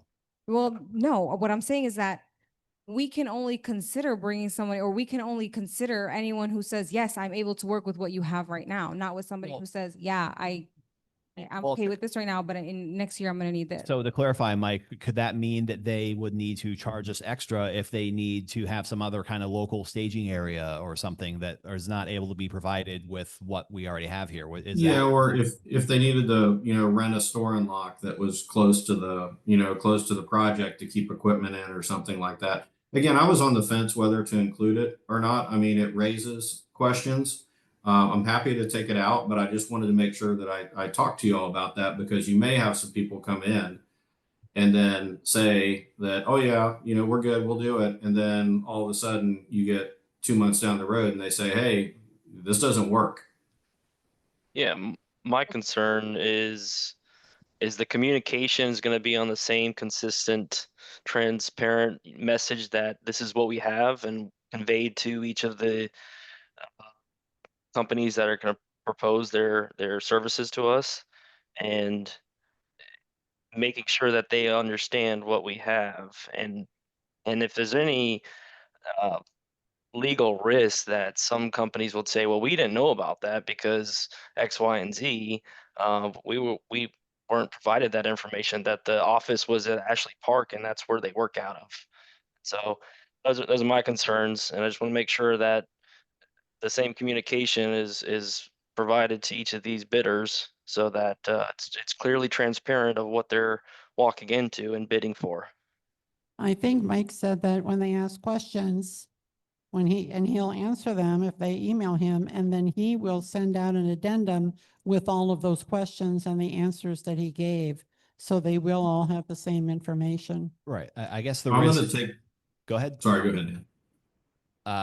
The way I saw it, the risk is that they somehow, do everything else the right way, they win the bid and didn't have that knowledge of what the office and storage facilities were. I guess that's the risk. So in the due diligence of everything else of, It'll be great, on the map, Dan. It'll be on the map. it'll be Then on the you'll- map. So that information has been provided. So it seems like, So are we covered? Basically is the question. I think, yeah. So is there any point in, I see it as a As non-issue. long as I'm not, because my point is, we give them the map, everything's, specified on there. We don't have to highlight it, right? Is basically what I'm saying. I We agree. gave them the information. yeah, we're I'll not, take the question out. thank you. All right. I don't have anything else that I needed guidance from, but certainly I'll take whatever input you all have. Who is going to be responsible for putting this map together to give to Raul that he can then give to the community that has the level of detail that the board expects? David Hamster raised his hand. Awesome. He actually has a map in his hand right now. Came Okay. forward. Best So map I of guess the tree. next point then is discussing formalizing the timeline to complete the process. Is that correct, Mike? That is correct. Okay, well, the changes that we've all mentioned from the RFP, I can get those implemented before Monday. But I'm not going to be able to get anybody to coordinate the publication of the advertisement until next week because of the holiday weekend and the weekend. There's nobody at the newspaper to review proofs and things like that. So we'll get the RFP advertisement to the newspaper as soon as we can, Monday or Tuesday, and then it probably wouldn't get advertised until Thursday, Friday, or Saturday, depending on how often that paper actually runs legal ads. Right now we have, so that would be next week would be that process of getting it advertised. I will also send the formal RFP to the companies that we sent the district management proposal to because they've all requested that they be sent that. It is a public record. July 15th is when the responses for the district management RFP are due, the informal one. I will send those to the board, if not that day, probably the next day, because they've got till 5, I think, to submit them. And then on July 24th, we're going to hold a special board meeting to review the responses for the district management proposals. At that meeting, you've got several options. One is you can pick somebody. I'm going to recommend that you don't do that at that meeting, but I am going to recommend you consider not having any proposer presentations, but instead shortlisting that down to about 3 or 4 companies. And the reason we can shortlist that one, and I feel comfortable with it, is it's an informal RFP with no protest rights.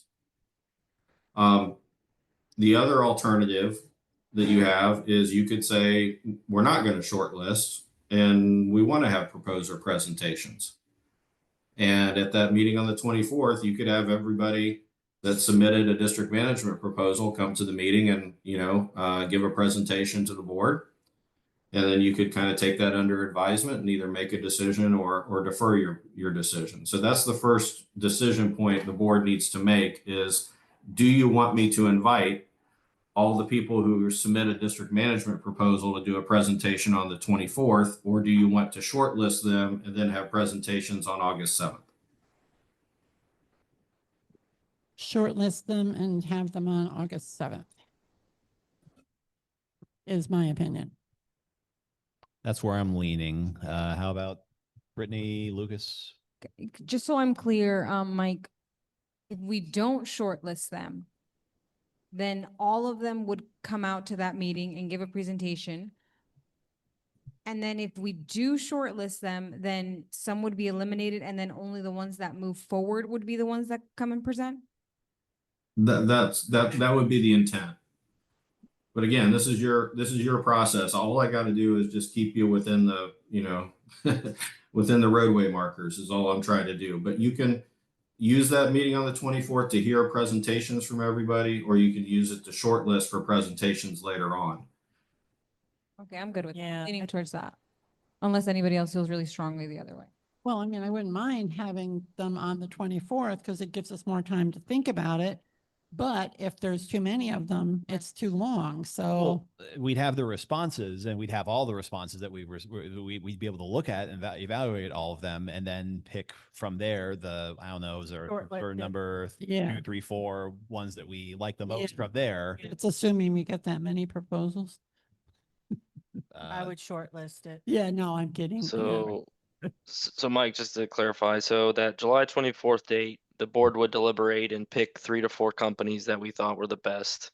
And then August 7th, we'd have them come in live and propose presentations to us and we make the final decision there.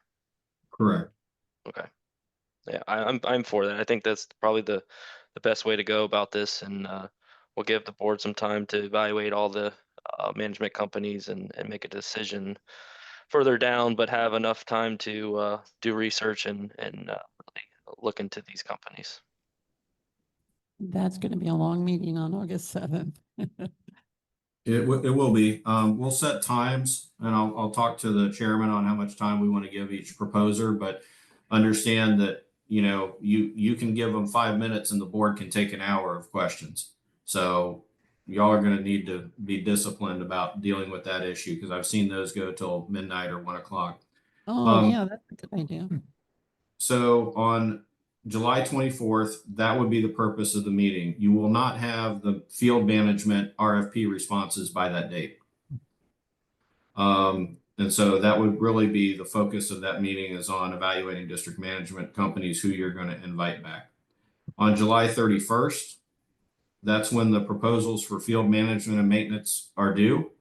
That gives them approximately 2 weeks. That's tight. I mean, that's tight for people to come out and evaluate the community and put a proposal together. But if we push it out too much further, we're just going to run out of time. So that's my suggestion there. I'm happy to answer any questions on that July 31st deadline. I've changed my mind. I think we should do the proposer presentations for the district management on July 24th. And if, as you said, if we're disciplined and keep them to 5 or 6 minutes and then answer questions, because then we're trying to decide on district management and field services on August 7th, and that might be a bit difficult. Well- And our budget. well, Yeah, I think because you have a lot of flexibility with who your management company is, because it's an informal process, I think you actually might want to make the decision on the field management before you make the final decision on your district management. That's why I had it structured this way. Oh, I see. Okay. All right. So July 31st, proposals for field maintenance due. August 7th would be our budget hearing. We'll have presentations from the shortlisted district management companies, and then we'll have the board's review and ranking of the proposals for field management and maintenance. Are you going to want to have proposals by the field and maintenance companies prior to your ranking at that meeting or not? Yes, please. Yes, please. I was just sitting here thinking that. Give me a chance to sort through them and read through them. well, if the responses are due the 31st, would we then have a full week ourselves to be able to familiarize ourselves with those? I mean, how much time is it between them being turned into you and them provided to us for review? Yeah, I mean, if they're going to be, you know, on July 31st, and I don't know what days of the week they are, but you'll get them, you'll probably have 3 or 4 days to review them before the board meeting. Yeah. Yeah, I like More that. if I can get it out. Mike, is there anything that you have to review on those proposals first before you send them out to us? Yeah, absolutely. I've got to review them for responsiveness to find out if they meet whatever the Criteria. minimum qualifications are. But there aren't many minimum qualifications, and it was written that way to encourage more proposers. Understood. Yeah, I mean, if you could, I guess, I don't know if you want to pass them all in one group or pass them on as they're, you know, scanned through from your perspective. That would probably be helpful for the board. I know we got an RFP going out 3 weeks before a proposal's due. So this is where we stand. Yeah, and what my plan is for those is I'll send them out to the board, probably in a zip file all together, as soon as I get them and can turn them around. And then I'll conduct my evaluation. And if I find that there's a defect that's not curable, I'll tell you at your August 7th meeting, you can't consider this proposal because it was defective. So you wouldn't rank them. You'd have a motion to disqualify them. Mike, this is David. Two questions. Are you going to use Demand Star or the newspaper? Or both? Newspaper. Okay. And then second, are you asking for PDF or hard copies to be distributed? Asking for hard copies as well as one copy on a thumb drive. And they'll be sent to Tallahassee to our office there and then distributed to the board from there. I don't feel comfortable taking them by email because if somebody sends it to me 2 or 3 days early, I don't want to have the potential liability of somebody saying, hey, you told somebody else about what my bid was and they came over, you know, $1 more than me or $1 less than me. I don't recommend accepting bids by email.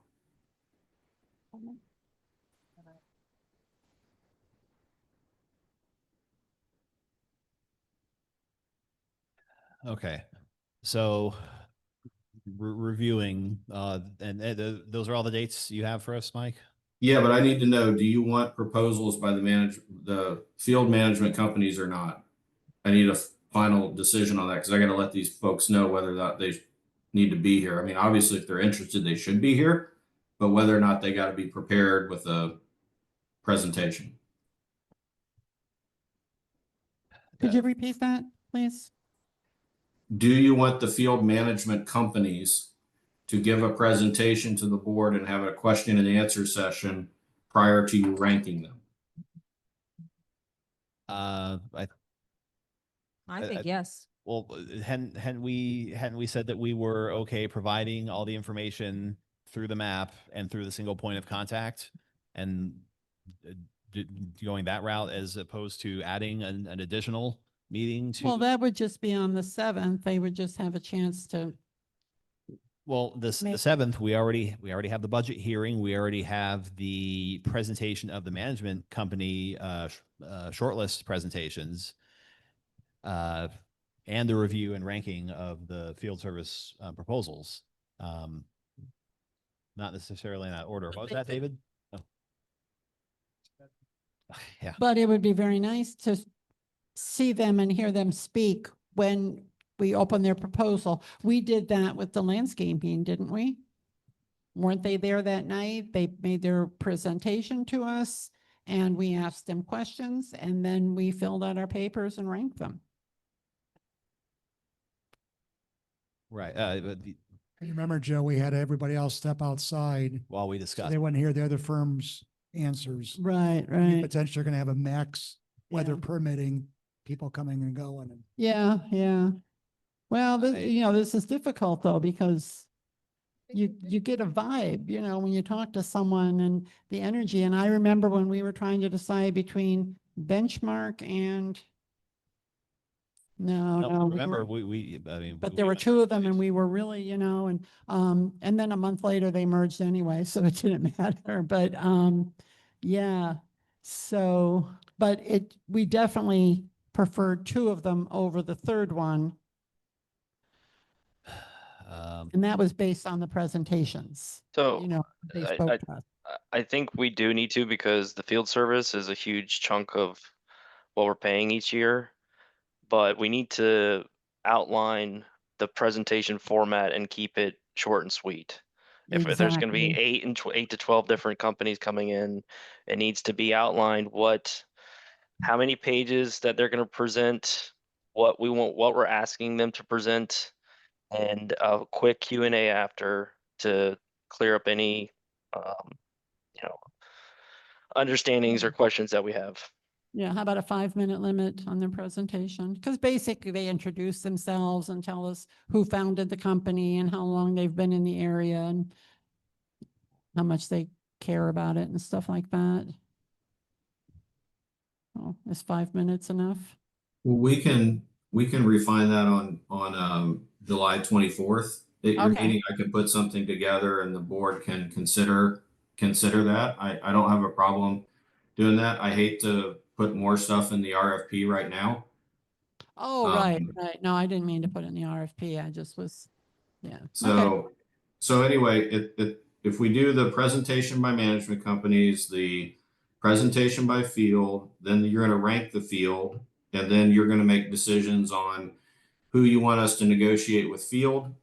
And then from there, you're going to say, you know, who you want us to negotiate with for district manager. Because again, you have a lot of flexibility in who your district manager is. It isn't based on the scoring. I just had a thought, on our scoring. Do we want to put into one of those if they do both things? District management and field services? I don't know what that complication buys us. I mean, there might be a company out there that we're happy with how they would do both of them, but I don't know how we put that into our selection criteria. Yeah, but I meant if the scores were almost the same, that would tip us over to just having one company. Well, then maybe it would be a price savings because there's only one set of management overhead we'd be dealing with. I don't know, but we Yeah, our that's, criteria. I think we're happy with that. The question of does it end up being the same company? Mike, you were kind of. It sounds like you're suggesting all of these decisions be made on the 7th meeting. Is that Well, keep in mind, this is not what I would call ideal. I'm trying to get you so you don't get to August 25th and have nobody to open the door. right? okay. And I think maybe you want to start the board meeting, if you can start the board meeting at like 4 or something like that and do a lot of the district management presentations and stuff like that. But your budget hearing is already noticed for 6.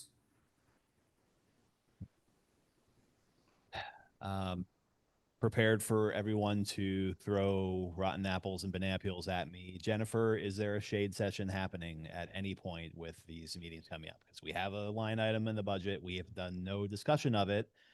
We're not going to say anything more in this public meeting about the need or lack of a need, but where does that fit into all this?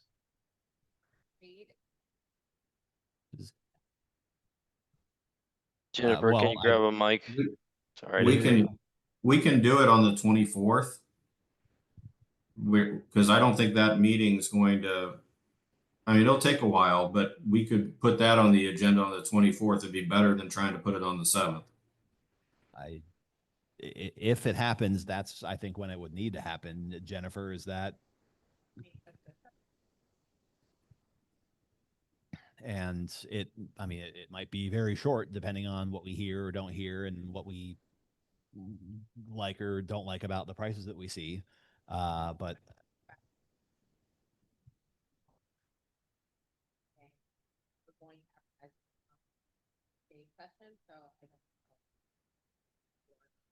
Dan, can you repeat what Jennifer said? I couldn't hear. she has to review whether an advertisement has already been made for a shade session ahead of because it was going to be in the July meeting. The July meeting bounced around. It's now August 7th. Mm-hmm. She needs to verify if a shade session has already been advertised as happening before that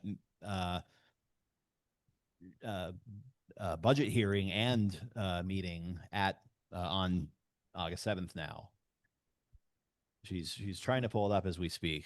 I was saying my thought again was not committing to any kind of decision, but that's information we should see to make a decision.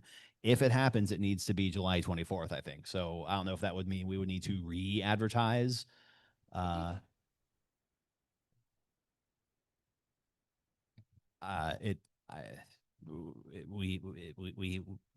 That's my preference. I'm one vote. If all 4 of you or 3 of you don't want to do it at all and want to just nuke that from the budget, we were talking about having security and vandalism concerns. Staffing is one way to fix it. There's not going to get any more, but that's another lever we can turn.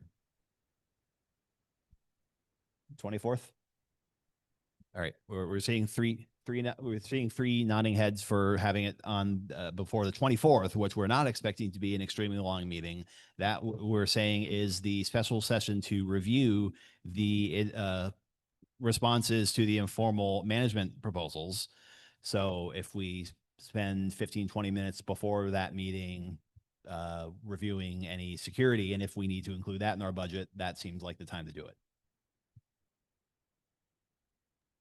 Any I think starting at 4 o'clock on August 7th is fine with me.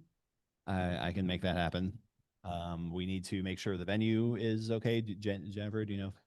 For the August, so the 24th, we've already said that we have the venue here. We would, we want to, it'd still be starting at 6, but we would have a brief shade session at the beginning of that, followed by the special session to review management proposals. August 7th, we're saying that's the big decision meeting. We'd like to start that at 4 if possible, if that works for the board. Well, yes, to have the presentations be done. Right, the budget hearing happens at 6. So as much as we can get done, The companies might like coming at 4 o'clock because it's still in their workday and they may have a drive home too, so. I'm okay. Well, I was just trying to And be nice. we're confident there shouldn't be a conflict with the venue here. Okay, well, as soon as we're able to confirm that there's not a conflict with the venue starting at, we've already cleared August 7th. We need to make sure that someone can be here before 4 p.m. to give us time to, move the tables around and whatever. But pending that, I'm fine with starting it at 4 p.m. on the 7th. Does that work for everybody else? I'm seeing. Yeah, I'm comments. going to do the proposals first. Is that, Oh, the presentations, I mean. is from- that Right. the presentations of the shortlisted management proposals at 4 p.m. Is that They'll what be we're- at 4 o'clock. Okay. Mike, this is Jennifer. I have a question. Yes. If they're moving the meeting start time on the 7th to the 4th, do we need to change anything as far as the resolution? Because that's set for 6. Well, Or do we just keep doing So, business items until then? so we would sorry, just go ahead, Mike. we would just be doing business, and I'm sorry, I've lost video and internet at the house here. But we would start the meeting at 4. We would deal with all the management stuff, and then the meeting would just continue, and the budget hearing is set for 6. So we wouldn't Okay. need to re-advertise the budget hearing. But Okay, we perfect. would Just need to wanna make make sure that we do an advertisement saying the board meeting is now starting at 4. That would have to be an ad. Understood. Thank you. And since we're just talking about the agenda, I know I'm gonna sound like a broken record, but, and I get that we're on a type timeline, but I do really still think that we, at bare minimum, need to high level explore the option of in-house, even if it's just a box that we're checking. I think that if we don't end up going that route, that's fine, but I think we owe it to, the folks that have asked for it to at least explore that option. So if if we decided to go that route, Mike, and we wanted to also fit that in on July 24th. Again, I've not done this, so is it just on us as a board to go ahead and figure out what all that would entail and then get something together to decide on when we have these other RFPs that we're looking at?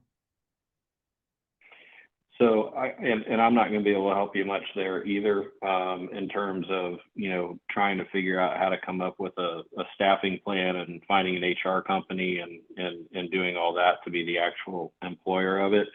I think that's going to be super tough to be able to do that in the time frame that you have. I asked in the RFP for them to give a price for management of the field services in the event the district were using its own employees. And to me, and I know that I guess the community really wants to look at this alternative, and I think it's a good alternative to look at. I just don't know how you're going to be able to do that between now and when you've got to make decisions and get that implemented. I just don't know how it's actually physically possible.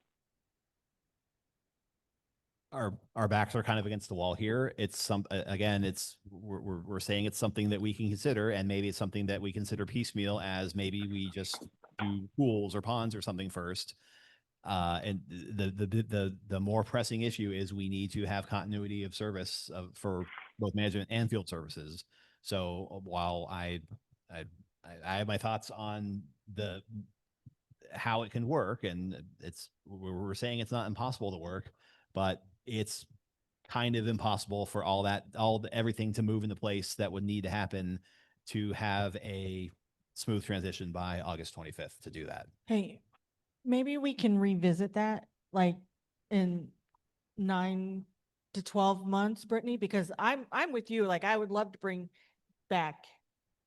I mean, The I don't know if I would software. love to. I just feel like enough people have No, asked for it that we they should do. put the And resources maybe into finding out what all that entails. But maybe it's something we can revisit or take a year to, get the information and do what we need to do instead of trying to get it together in 3 weeks.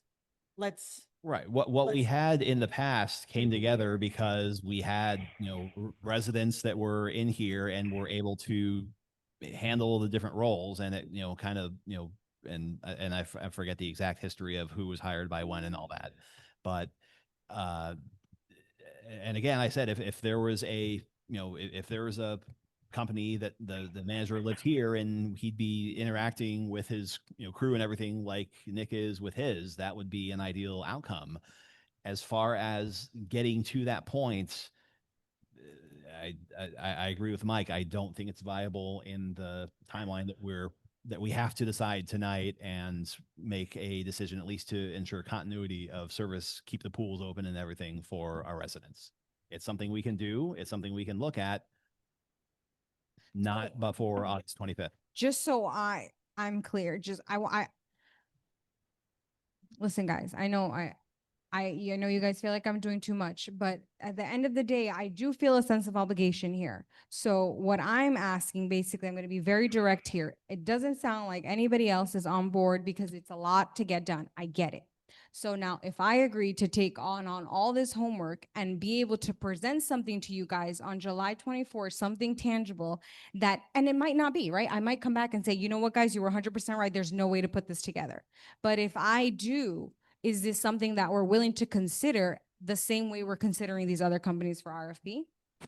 My question for Mike is, we're still, any field service responses aren't due until the 31st.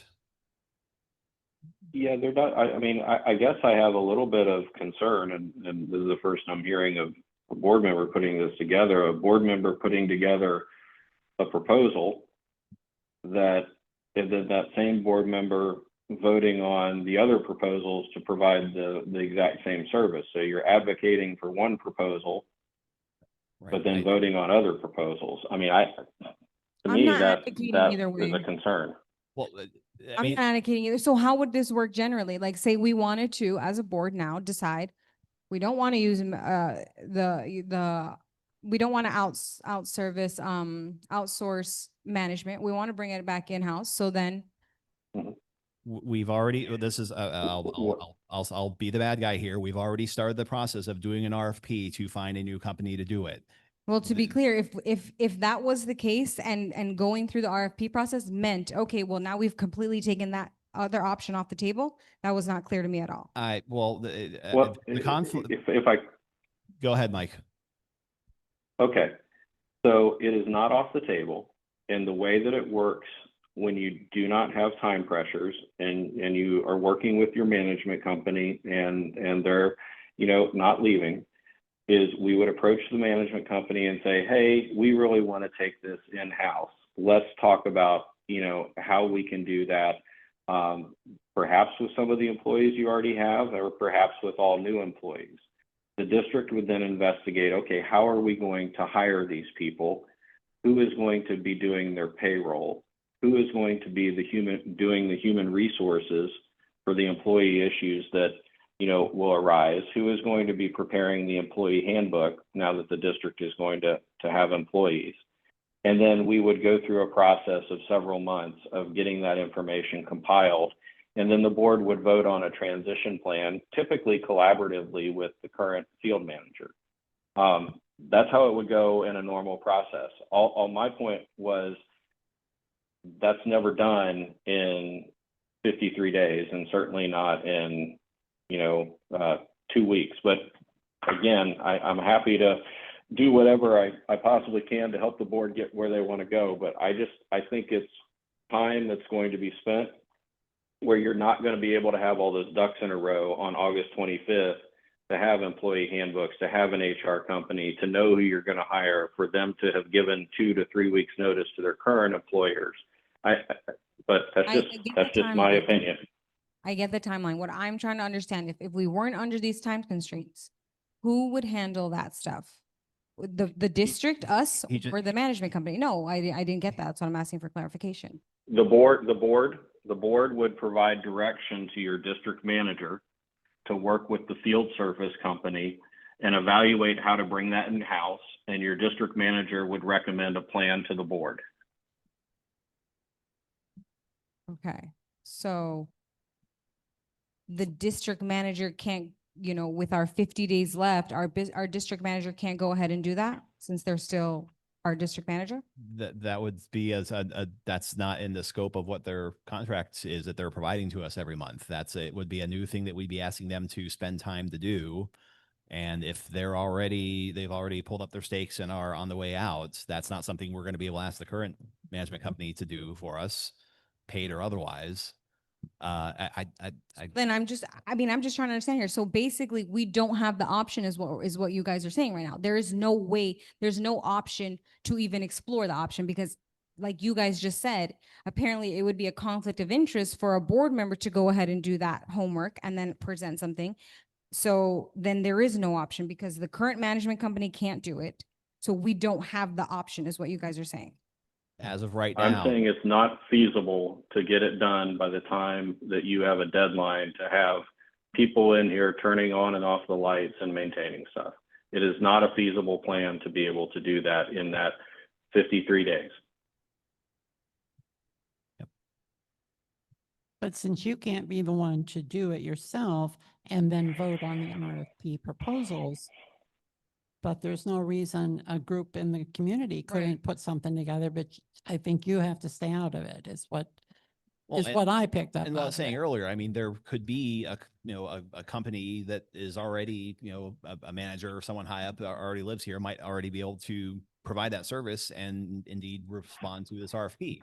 And we end up with something like, I just think that the odds of one of these 7 companies having a district manager that lives in Harmony, probably extremely low. But I guess I'm just trying to understand exactly. And I'm sorry if if you guys feel like I'm beating a dead horse, but the part that's not feasible is what I don't get, right? Payroll companies exist. Staffing companies, when you go with a payroll company, a PEO, professional employer organization, they typically provide you with a handbook depending on, the scope of work of your employees. Like a lot of that is already streamlined. So I'm just trying to understand. I get the timeline, right? But if, let's say we did get a resident committee to go ahead and head this, and we were able to present something physical and tangible at the next meeting on July 21st, all I'm trying to get at, if we could pull a Hail Mary off and get a decent presentation, not we, a resident committee, get a decent something together. Are you guys, should the neighborhood put their efforts and their time, or is this just something that's going to be completely dismissed? my thoughts are, I don't think we should use the term resident committee because, like we said, if that's a formal committee that It's an is informal resident committee. and that's what I was saying earlier. If the company exists, if whatever form that is, if it exists out there, that whoever is in the community and would be doing this somehow is able to respond to the RFP that we've. But that's not bringing it in-house. What I'm saying is that bringing it in-house, so somebody has to head the payroll company. Somebody has to head the staffing company. And all of that involves the management company, because they're still the ones that actually have access to the bank accounts and everything, would be issuing payments to the HR company. That would all have to be either baked into this RFP that is adding a whole level of complexity and stuff that we do not have time to add right now. It's something that we need to complete this transition process. And then if, like Mike said, that's when we would discuss it with the new management company, since they would be the ones that would have to be interacting with this HR company, still doing the management company does all the day-to-day stuff. It's not us. So it would need to be Whether it's something. in-house or not, whether we outsource field services and then there's going to be a transition process anyways. Right, but we can't do those both transitions at the same time because there's not continuity with We are Infomark who would be doing doing it. transitions, so we are doing field services and we're doing management at the same time. Right, but there's no framework. There are companies that exist right now that have everything in place to place durable bids against this RFP for our services that we want to pay for. That framework does not exist for whatever our idea of in-house field services would be. There's not, yes, there are HR companies out there who's it staffed with. All those things are nebulous right now. They do not exist, and there's no guarantee they would come into clear focus in time for us to have continuity of service. I like the idea, not now. I don't think you like the idea though. That's the thing. Okay. Because like, I can show you a YouTube video I made 5 years ago of saying why it can be a good idea. Just not right now.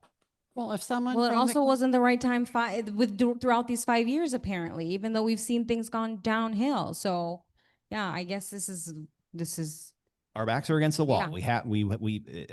What we risk is not being able to provide continuity of service, not anyone to do the pool, be out of, out of compliance with whatever rules there are for the facilities that we need to maintain. There's too much at risk to bungle the transition process. And if there's someone in the community who wants to put this together and submit an RFP, they certainly could. Right. And then they would be judged, right. And they'd be judged by the same criteria that we've set out and have spent all this time. I don't even understand that. Are you guys suggesting that a resident form a management company and get all the stuff together and then present an RFP? Well, Maybe they already that's exist. I don't the know. only But way to get it done now in this time frame. That's probably it. we can't hitch our horse to that right now. If it happens, great. And that might be the best solution, but we can't put all our eggs in that basket. No, I didn't suggest that. I said to just compare it to the options that we have. And obviously we're not going to agree. Okay. Is there anything else? So as far as the timeline, we are understanding that the advertisement will be due to the holiday and all that will probably be going into the newspapers late next week. 15th is when the management responses are due, 5 p.m. 24th, we're advertising a shade session at 6 p.m. should be brief, and then follow that up with our special session to review the responses to the management proposal and form a shortlist. 31st is when the field services responses are due by 5 p.m. and those will be reviewed by legal and sent to us to review. August 7th, 4 p.m., we will convene the board meeting early to begin those presentations of shortlisted management companies. Since it's a short list, we should be able to, in those 2 hours, give each one 15, 20, 25, who knows, minutes. So, 10 minutes to give their presentation, 10 minutes for questions. We can figure that out at the July 24th meeting. Budget hearing happens at 6, is already advertised, and whatever other tasks we need to do that night to select a management company and review and rank field service proposals. Did I describe everything, Mike? Yeah, I thought you did a really good job of that. The only caveat I would say is that at the end of that August 7th meeting, we may want to continue it in progress until that next week, really just in case a couple contingencies could happen, like we can't come to an agreement with the company that you selected, or if you're not comfortable approving the budget until the new management companies are under contract. So just keep that in mind. We might have to continue that August 7th budget hearing and meeting in progress for a week. Okay, well, so, and maybe this is a question for Infomark. So if we did need to continue that meeting, a week after is the 14th. What's, I will not be here, so I will have to see who's available. Yeah, and I can't do the 14th. okay, I don't know if it would need to, I mean, just talking about the possibility of it now, let's pencil in a date if we need that. Are you suggesting that we, even though the budget hearing is set for the 7th, that we could defer a final vote to a continuation of that meeting at some date the following week? Well, he's saying if we Correct. need to keep that option open.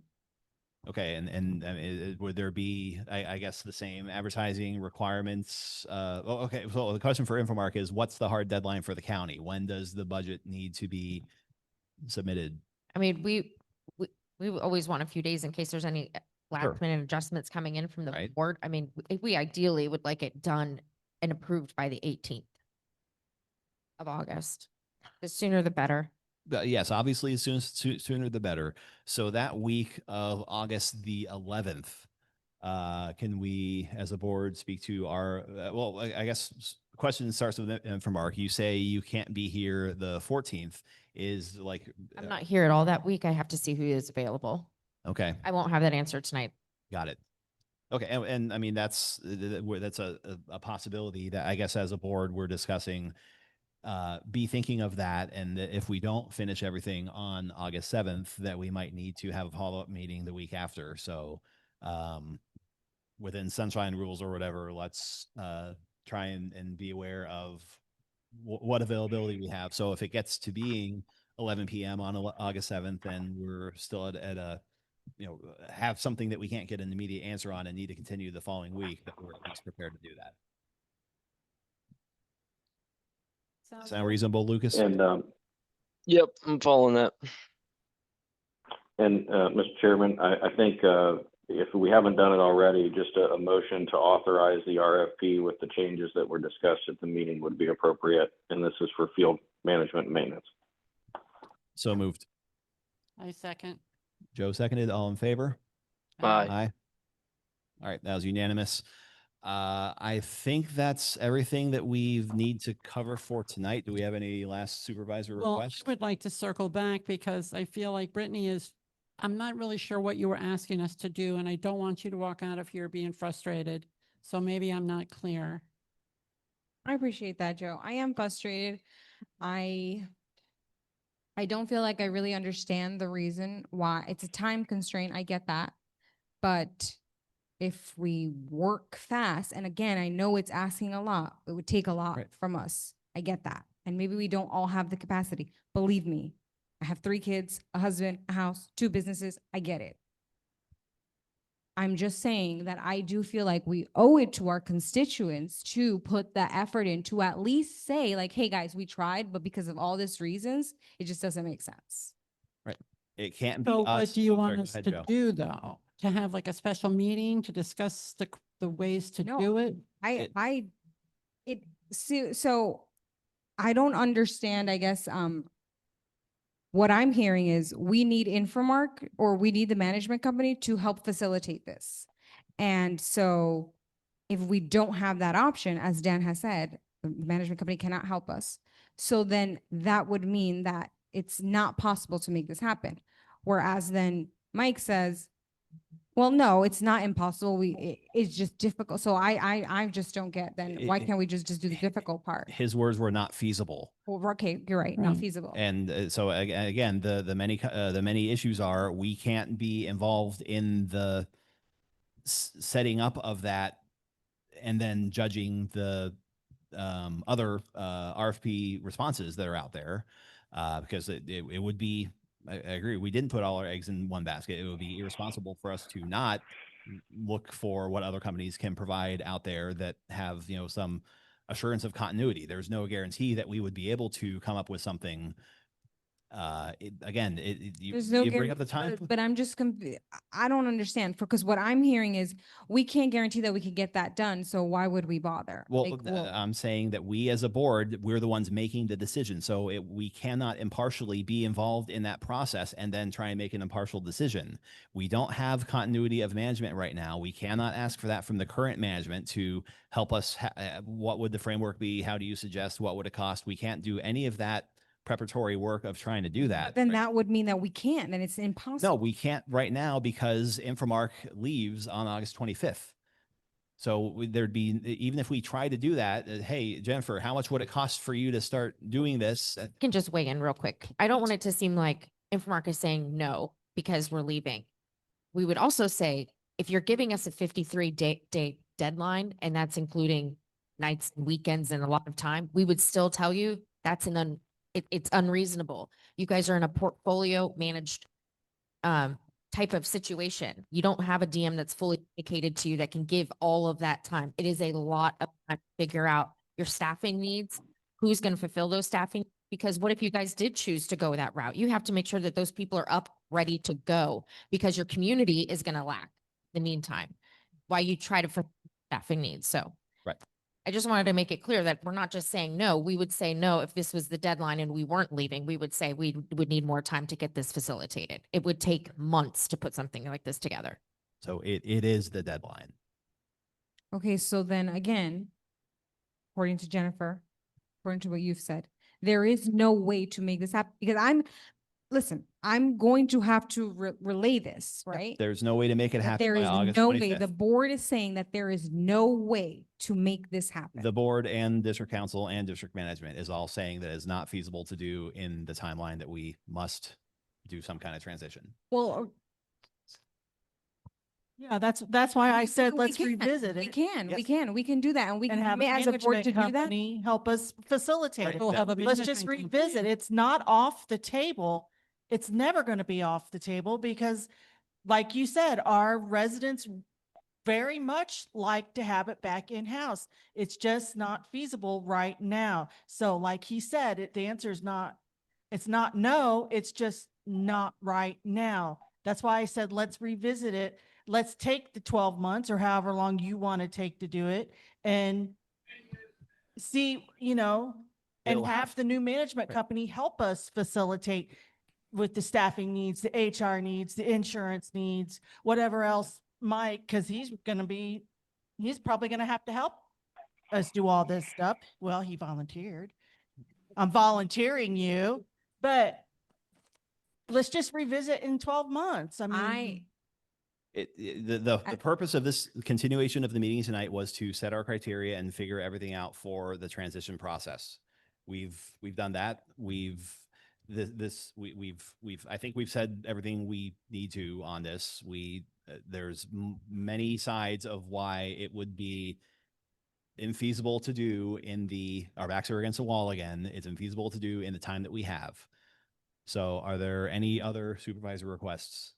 Will we get can the residents count on the commitment of the board that within the next 6 months, we'll start kind of exploring that option so that in 12 months, we can't say, oh, we don't have it. We took 6 months to sort of get that together. Can the residents get the I won't answer because that's going to depend on how the new management and field service companies perform. That we might be blown away with how great everything is and how responsive they are. And if it ain't broke, don't fix it. I'm not going to commit to that right now. Yeah, but there's no reason we couldn't look into I it. think that if it doesn't matter if they're doing a great job, I think it matters if the constituents are saying we want to explore this option, then But it's our It's duty not to on. do that. Okay, it's not on the agenda, and we're at the end. Are there any other supervisor requests? I mean, I don't know where that statistic came from, so I'm not going to say it's less. One than of the 10%. things that I'm going to propose for our district manager is a quarterly newsletter that can go out because that's our only effective way to communicate with all the residents. And we can put these kind of things in the newsletter and then ask for But feedback. just to be clear, so Dan, you're saying that you will not commit to at least exploring this option in 6 months? I was Ask- talking to I'll the answer- chairman, I Dan, will- thank I will you. answer the question in 6 months. I'm not going to commit to anything right now, because I have no idea how good or bad our new field services is going to. But the I'm not point going that to do I'm anything. making- No, I'm not going to commit to anything to success. to Anybody explore on the Facebook. option? If our field services is great, no. If it ain't broke, I will not fix Even it. if 90% of your constituents are saying, we want to, it's not that for sure we're going to do it, but they want the option. And you're saying you won't commit to at least exploring the option. I won't commit because I don't know what our field service will be Okay, like. well, then okay. Well, you gave your It's answer. only one vote, but written. Is there any other supervisor comments? I move Move- to close the meeting. Oh, I can't. I'll I second. can't even think of the words. I'll second. All in favor? Aye. Thank you, everybody. Came in under 3 Thanks, hours. everyone. Have a great night. Take care. Thank you for everything, Mike.